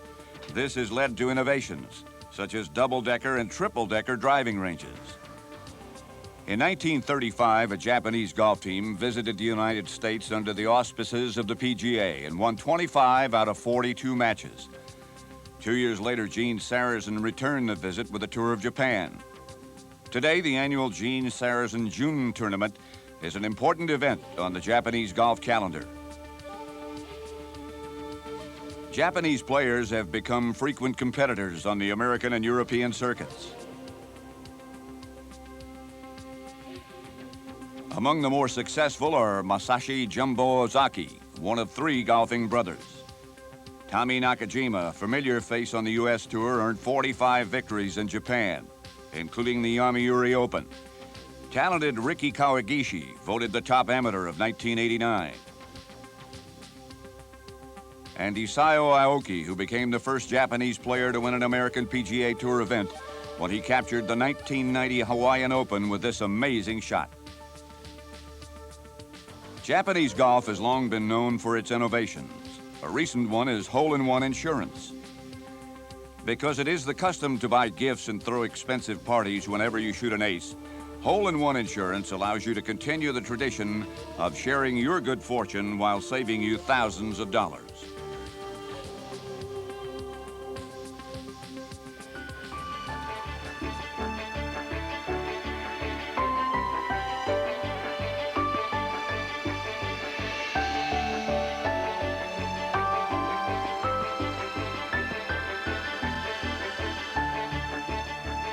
Golf is played on every continent except Antarctica, and that may be just a matter of time.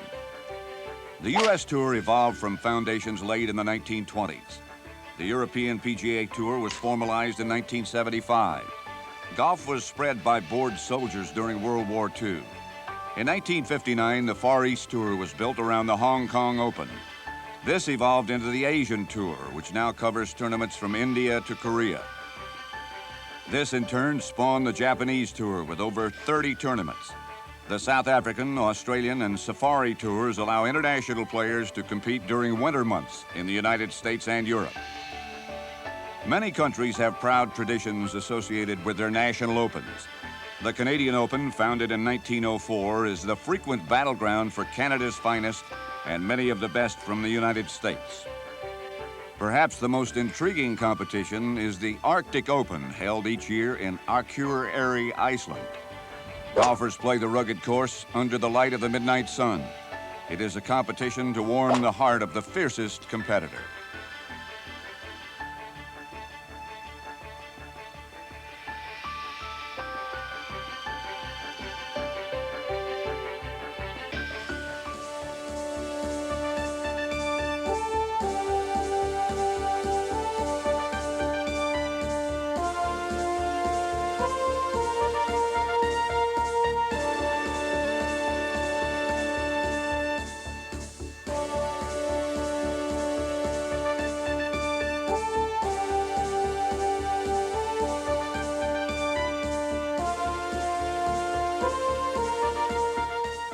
Today's lavish golf courses benefit from new, springier grasses such as zoysia and a new fleet of modern equipment to keep them exceptionally maintained.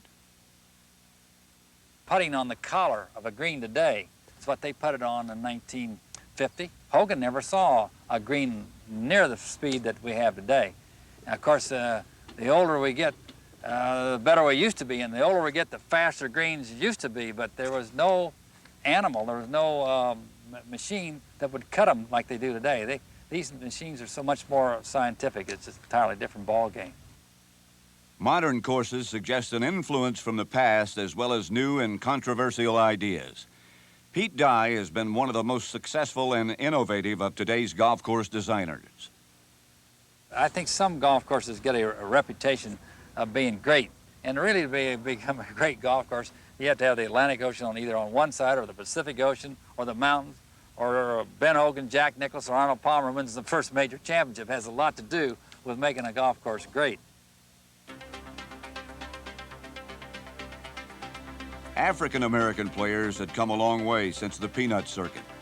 Following in Charlie Sifford's footsteps was a solid swinger named Lee Elder. I began to play on a tour of the UGA tour, which was at the time was predominantly black because of the fact that this is where the majority of the players all got started. Charlie Sifford, Ted himself, Howard Wheeler, Rafe Botts, Pete Brown. And from 1962 to about until I made application for the school in 1967, I pretty much dominated because I won 4 national championships. I won the Valentine Three-Ring Charity Tournament twice, the Joe Louis Open about 4 times. These was events that carried pretty much the highest purse. All of the majority of the largest purses were $1,500 to $2,000. And the year of 1966, from 1966 to throughout that whole particular year, I played in about 25 tournaments. And during that time, I won about 19 of them. So we had really saved enough money and at that particular time that I had the $6,500 that were required at that time that you had to have a bank statement for to make application for the PGA Tour. And so she said, well, you know, I think we're wasting our time. You certainly have the game to win on the PGA Tour, so why don't you take a shot at winning on going on the PGA Tour? Well, Lee's first year on entering the PGA Tour, he was involved in a playoff with Jack Nicklaus. They were in a 5-hole sudden death playoff his first year.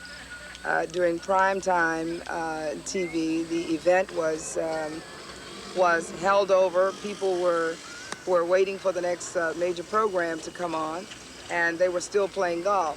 It was one of those kinds of things that happens to one once in a lifetime, that Lee had the opportunity as a young rookie on the tour to be playing with the Golden Bear at the height of the prime of his career, and set a record that was the first time that Jack Nicklaus had been taken to a 5-hole sudden death playoff. And that set Lee Elder up also as a household name. From the moment in 1974 when he won the Monsanto Open, Lee Elder elevated the status of the black professional golfer. He became the first African-American player to qualify for the Masters, the first to earn $1 million in prize money, and the first to represent his country as a member of the American Ryder Cup team. Other prominent black golfers on the tour included Jim Dent and Jim Thorpe. By the early 80s, Calvin Peete had taken over as the premier black player on the professional circuit. His first victory was the Greater Milwaukee Open in 1978. Since then, Peete has served on the Ryder Cup team, won the Tournament Players Championship, and earned $2 million on the tour. Both players have given a lot back to the game. The Lee Elder Invitational and Calvin Peete's Minority Foundation both helped minority youth gain an increased access to golf. Golf is a game that prepares a kid for life, not just for one phase of life, but it prepares that kid for all phases of life. Controversy erupted again in 1990 when the PGA Championship was scheduled to be held at the Shoal Creek Country Club in Birmingham, Alabama. Local civil rights groups protested the club's all-white membership. Facing increased pressure from the sponsors and the PGA of America, Shoal Creek agreed to open up its membership to players of color. At the same time, the PGA amended its rules so that only clubs with an open admission policy are allowed to host official PGA of America tournaments.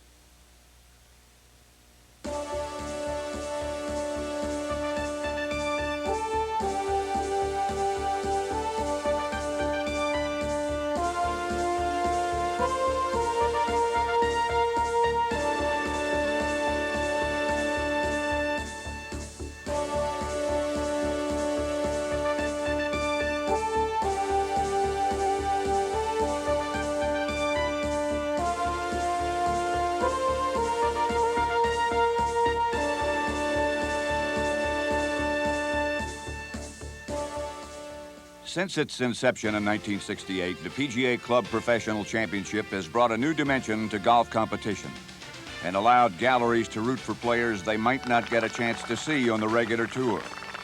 Some names are more familiar, such as Sam Snead and Bob Rosberg. These are the men who perpetuate the sport by teaching fundamentals to the average players, and their brand of golf is every bit as exciting.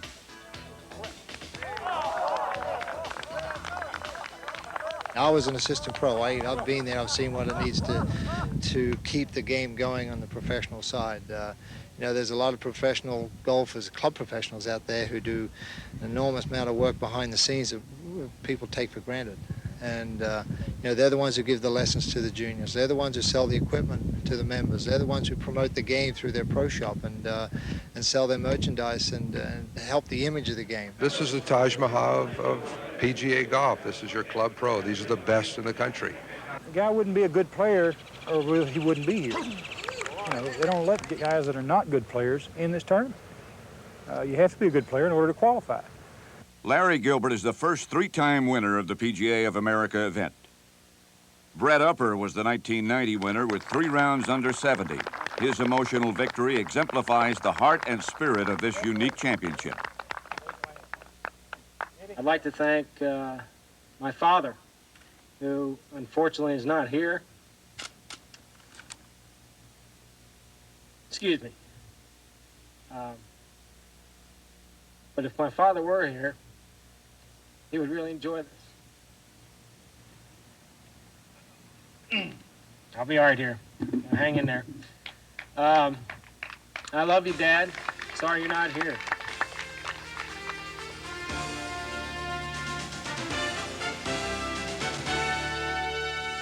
As the LPGA continued its growth, other bright stars appeared on the fairways. Young Laura Baugh and Australian Jan Stevenson were among those whose glamorous looks captured much attention. Stevenson's pinup posters caused quite a controversy among some of the members. But that soon passed when the 1974 Rookie of the Year began winning tournaments, including the U.S. Open and the LPGA title.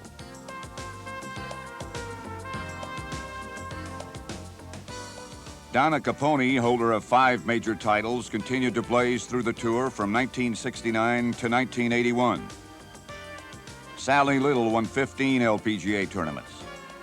Judy Rankin was named Player of the Year when she won 7 tournaments in 1976 and her second Vare Trophy. Jane Blaylock amassed 29 wins between 1970 and 1985. Renee Powell became the second black woman to play on the LPGA Tour.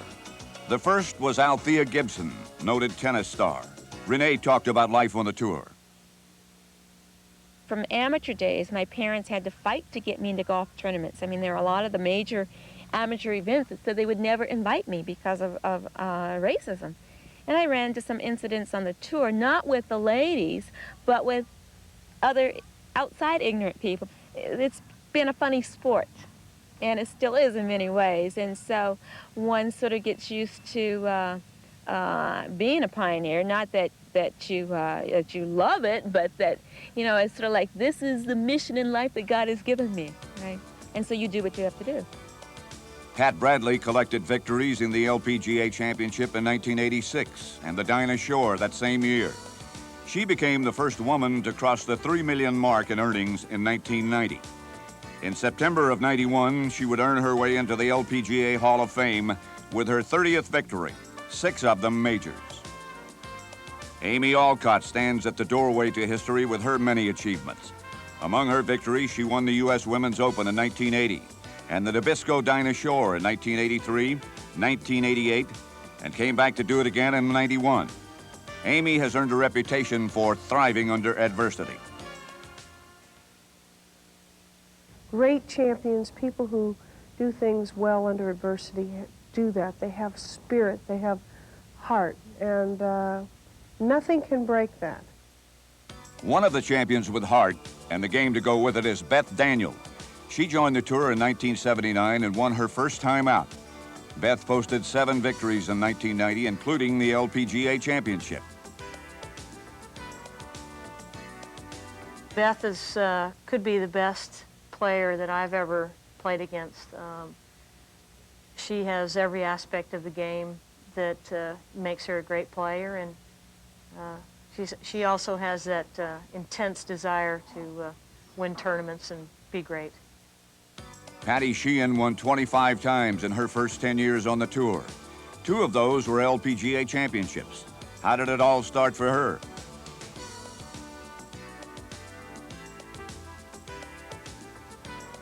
My parents are the ones that encouraged me and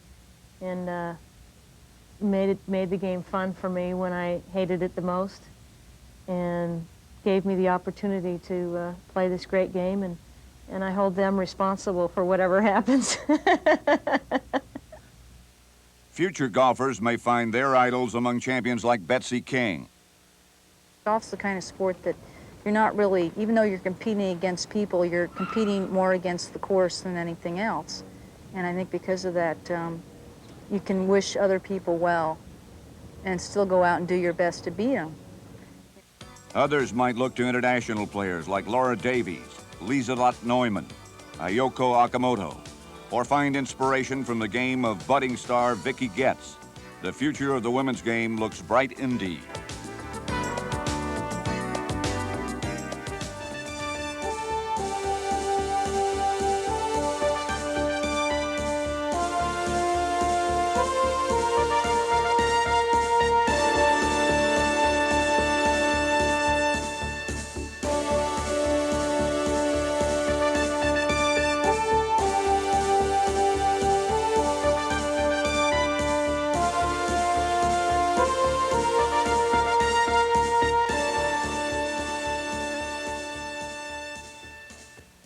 From the day astronaut Alan Shepard hit the first tee shot on the surface of the moon, it was inevitable that space-age technology would enhance the ancient game.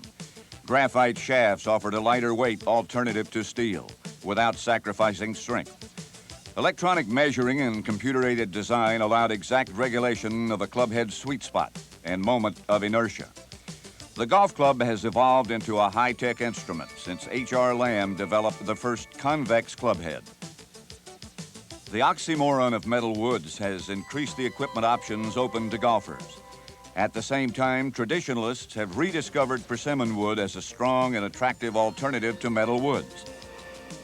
Niche companies custom design persimmon woods to a specific market segment, while larger manufacturers provide a wide range of products in what has become a $20 billion a year golf industry. Golf ball manufacturing has also turned to high technology. New designs, new materials, and intense competition abound in this market segment, generating $500 million each year. The annual PGA Merchandise Show demonstrates just how far golf equipment has come since the days of the spoon and the feathery. There are times when it seems as though the world hesitates for just a moment while history is being marked. Such a moment arrived at Crooked Stick Golf Club in Carmel, Indiana, site of the '91 PGA Championship, in the person of John Daly. I was 9th alternate Monday, and it went down to 7, then it went to 5 on Tuesday, and then the next thing I knew, last time I called him, he said I was first alternate at 5 o'clock Wednesday. I told him, well, I'm just going to drive up, and if I get in, I get in. And I got to the Homewood Suites there in Indianapolis, and I had a message on there from Mr. Anderson saying that I was going to be playing at 12:58. The field had been there, testing the stick for 3 days. As Wednesday stretched into Thursday morning, John Daly was somewhere amidst the legends. the international set, the seasoned winners, and those looking for that one special moment. It was a different level of competition than teeing it up on the Ben Hogan Tour where he was accustomed to playing. Day one, John shot a respectable 69, but it was only one of a number of respectable scores. Day two. As Friday unfolded, John Daly shot an impressive 5 under. The first round leaders were still on the board, but someone had jumbled the order. It now read Daly -8 and clearly in the lead. The media center was alive with speculation and anticipation. Still remember the young kid yesterday who, in the second round of the PGA Championship at Crooked Stick, whose longest iron, what was it, 7 iron? And we're talking about par 5s and everything. That's humongous.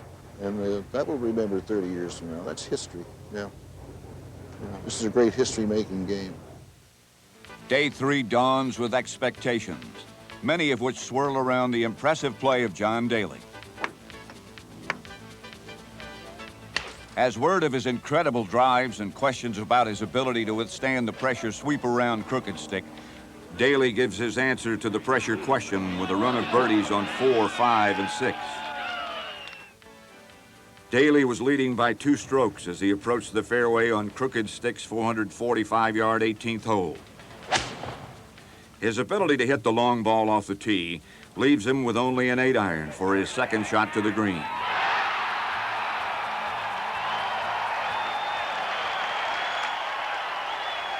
He got birdie number 6 to finish 11 under par and take a 3-stroke lead. Well, my card said 69. I'm 11 under, so I'm pretty happy. I'm just going to go out and play like hopefully play like I have been, and just, if I can have one more day like I did today, I think I can bring this thing home. Watching him, you can't call me long. I mean, why? Just look at some of the places he hit it today. There's spots I've never even seen. There were other true believers, an interested viewer, and an old friend. I was amazed at John Daly. He had great balance, and he was timing it right on the money. And he said to his caddy, he said, if I start going bad, just have me hit it hard, just harder. He's a talented little golfer. It's not only a very long hitter, and I mean that long. It's, you can stretch it out as long as you want to, but he's got a great touch around the greens. And I think that's hard to find in a big long hitter like that. Day 4. All eyes are on John Daly now with his booming drives.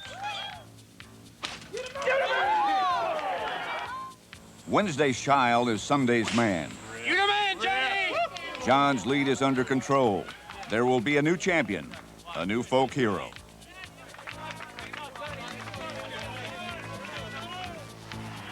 The young man from Dardanelle, Arkansas, via Memphis, Tennessee, has powered his way into history to stand alongside the other champions of the PGA.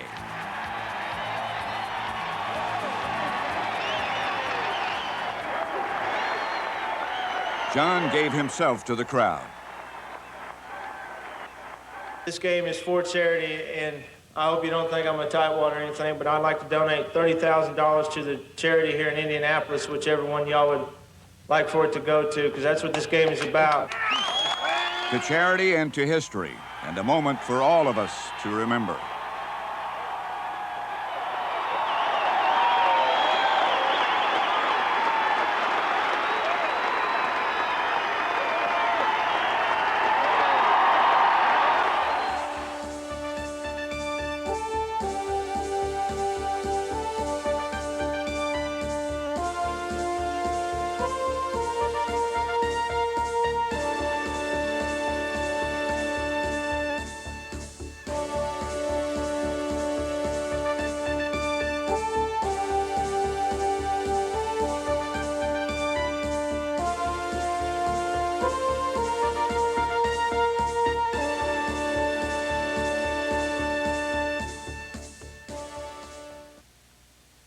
Golf is one of the few physically demanding sports that allows those with advanced age or physical handicaps to excel.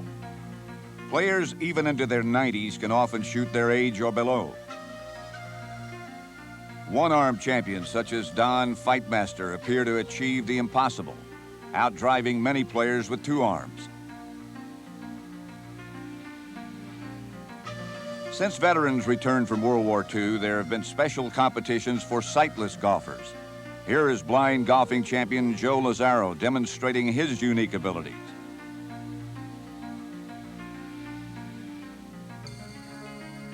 The special talents of these courageous players prove that golf is, above all, a game of the heart.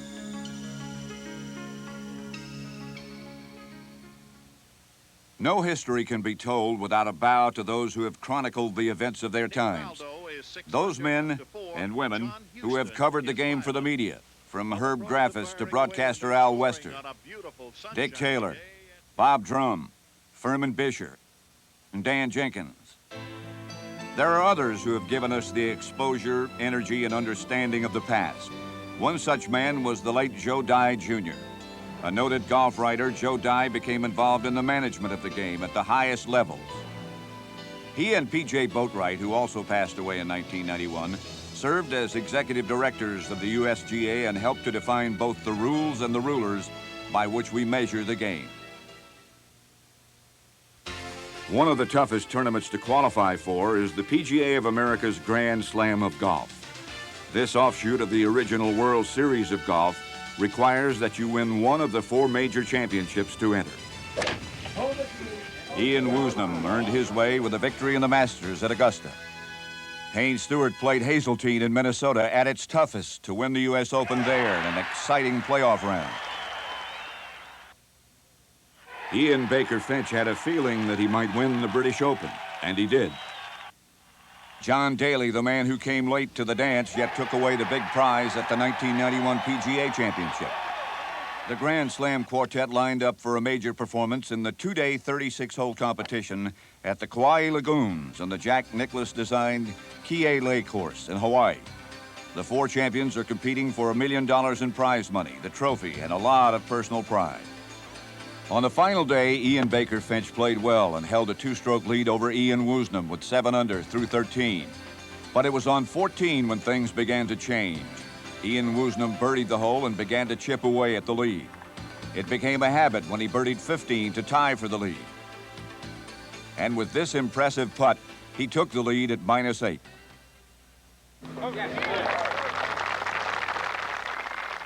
The popular young Welshman challenges a golf course much like the boxer he once was. Whatever sport I've played, I've always been the smallest because I'm short, and you know, and a lot of people like watching a little guy trying to beat the big guys. And he did just that with this superb shot to set up his 4th consecutive birdie on the 17th. Ian Baker Finch has to rally if he has any chance to gain a tie. But the bold attempt sinks with this shot. Ian Woosnam makes it official on 18. He takes the title, the first prize of $400,000, and the respect of his fellow champions as the official winner of the 1991 Grand Slam of Golf.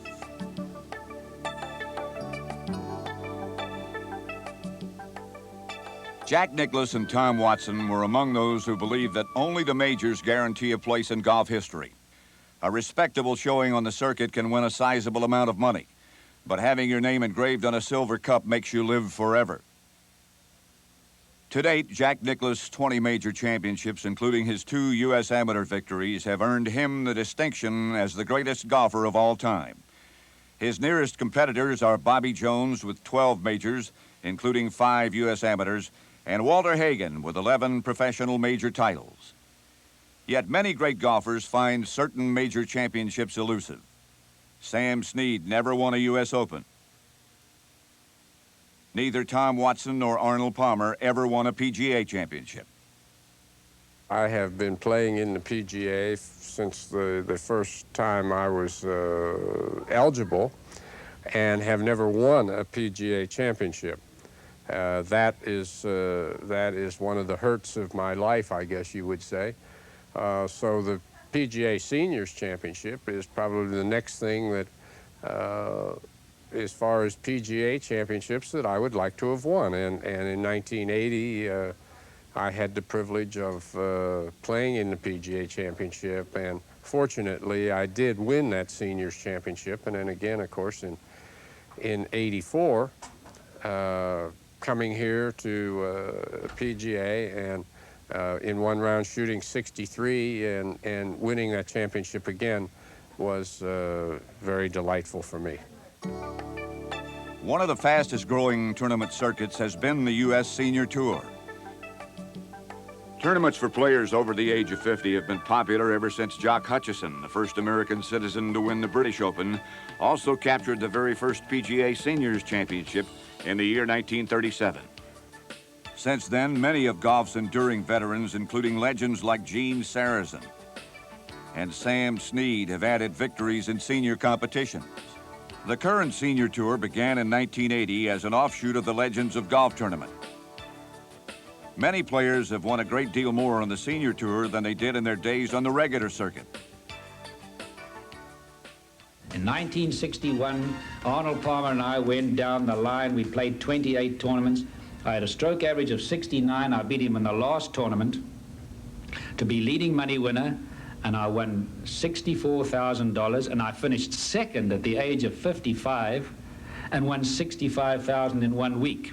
Now, if that isn't living high on the hog, I don't know what is living high on the hog. Don January found new fame, as did top money winner Mike Hill, Jim Dent, Charlie Sifford, and Chichi Rodriguez. With his swashbuckling putter, Rodriguez entertained the galleries for decades.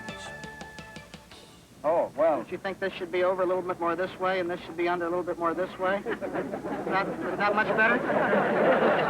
Huh? You know one thing, it makes you keep your elbows together. Yeah, that's no question. I think it's a good idea, but of course you got to have your knees together, too. Cheech, with my left eye, right?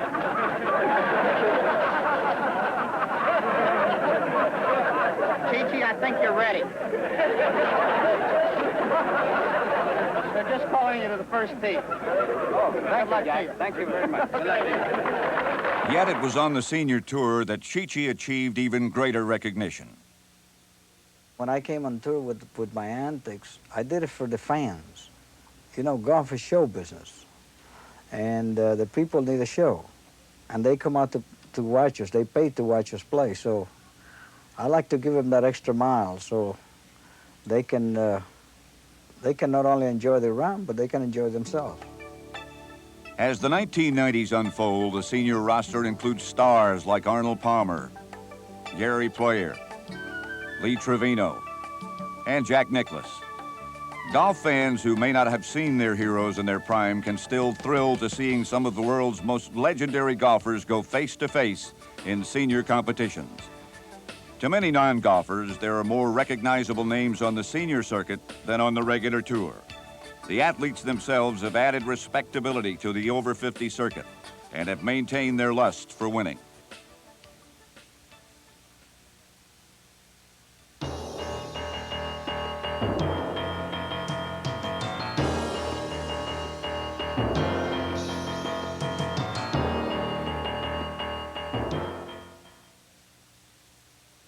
To the golf professional, the PGA golf professional, the PGA of America, and all of golf, junior golf is the nuts and bolts of the game. It's where everybody's heart is. There's nothing better than to see a group of young kids going out to play the game of golf. As in any sport, the future of golf rests on the young stars of tomorrow. I want to see the kids, instead of just having hope, to have a chance, to take our places in society. Instead of being tax burdens, to be taxpayers. And the future Jack Nicklaus, the future Arnold Palmers, the future Gary Players, the future Fussy Sellers, the future Lee Trevinos, even the future me's are the kids now. The PGA of America is a regular sponsor of junior golf, allowing young people up to the age of 18 the opportunity to compete against their peers. One of the things that's high on our list is developing opportunities for the inner city kids.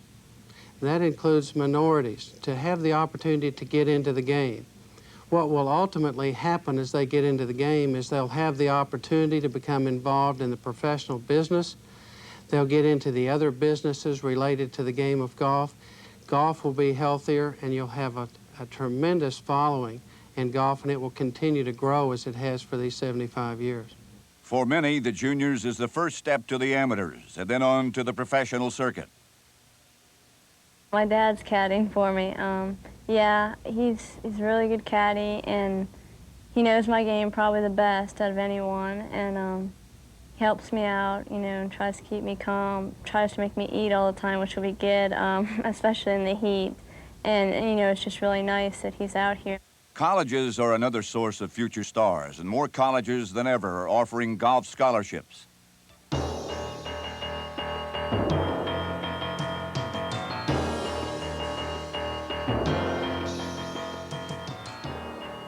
In 1984, the Ben Hogan Tour was created as a testing ground for promising newcomers to sharpen their skills before entering the PGA Tour. The Ben Hogan Tour offered purses of up to $100,000 and a high level of competition. It has become the minor league of golf.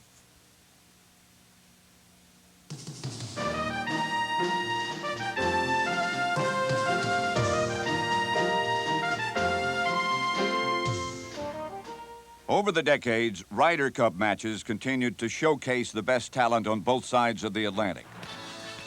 One memorable moment came in 1969 when British Open champion Tony Jacklin faced perennial champion Jack Nicklaus on the final hole of the final match in that year's competition. With the two teams tied and their match dead even, everything focused on the last two putts.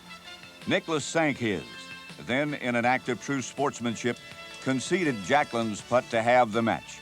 Nicklaus told Jacklin, "I don't think you would have missed that putt, but I didn't want to give you that opportunity." In later years, the battle for Sam Ryder's Cup had lost a great deal of its luster.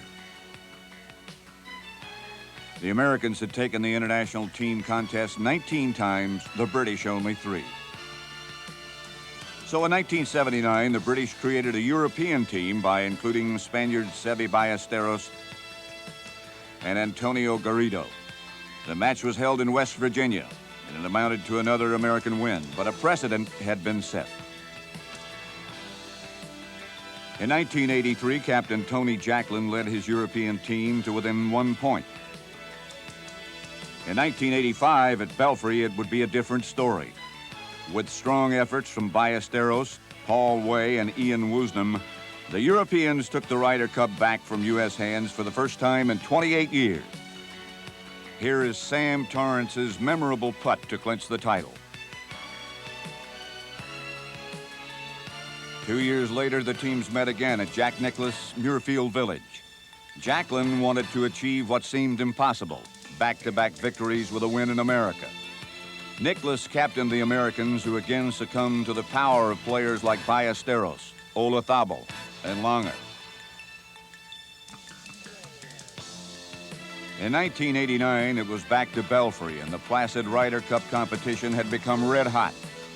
Exceptional play on both sides left the contest deadlocked at 14 points apiece.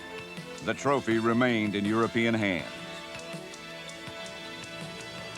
The scene was set for the 1991 Ryder Cup matches to be held at Kiowa Island in South Carolina.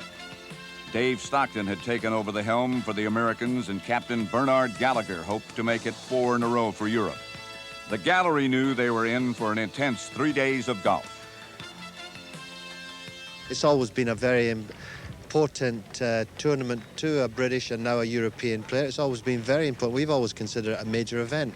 I can remember the satisfaction at Lytham and St. Anne's, holding the Ryder Cup trophy in my hand, waving it out the window to the crowds in the street down below us afterwards. I know what that cup feels like, and it's amazing. The history makes the thing very heavy. The Friday morning foursomes competition saw the Spaniards Ballesteros and Olazabal emerge triumphant, while the teams of Watkins and Irwin, Couples and Floyd, and Stewart and Calcavecchia each added a point for the U.S. team. In the afternoon 4-ball matches, the Europeans took charge. Despite this long birdie putt from Paul Azinger, the European side picked up 2 victories to the Americans' 1, with 1 match halved.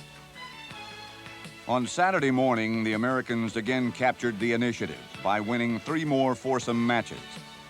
This bunker shot by Mark Calcavecchia was typical of the morning's excitement. In the afternoon, the Europeans proved their dominance in four-ball competition with a near sweep of the matches. They entered the final day tied at 8 points apiece.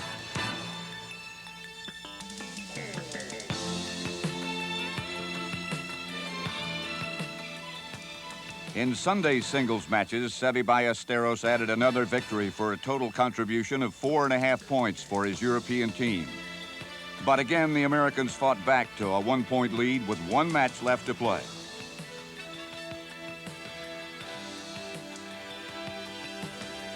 In the end, it came down to the singles match between Hale Irwin and Bernard Langer. And these final putts, which could tie the matches and leave the trophy in European hands.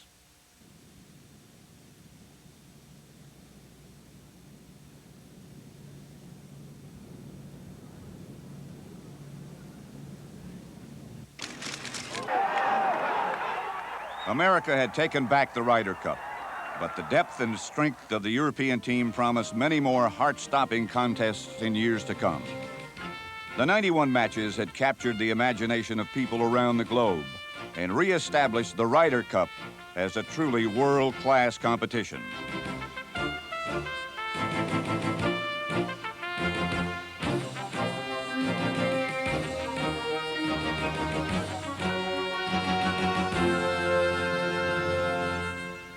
In many ways, the history of golf reflects the history of modern civilization. Springing from many diverse roots, it evolved and captured the imagination of the Scottish people. Politics, more efficient communication, and even war spread it to all corners of the globe. It was assimilated into different cultures and was itself changed by them. Technology improved it. Capitalism made it flourish. Heroes elevated it to mythical proportions. And millions upon millions of average players found something in the game they could call their own. As with any history, it's impossible to cover every event and every person involved. Many more have contributed to the great game of golf than we could possibly mention. Others will continue to write new chapters in golf's history for years to come. To all of those who love the sport, the professionals and the amateurs, the idols, the caddies and the fans, the writers, the sponsors, the teachers, the duffers and the dreamers, we dedicate this complete history of golf to you. I'm Pat Summerall. Thanks for joining me, and I hope I'll see you on the course.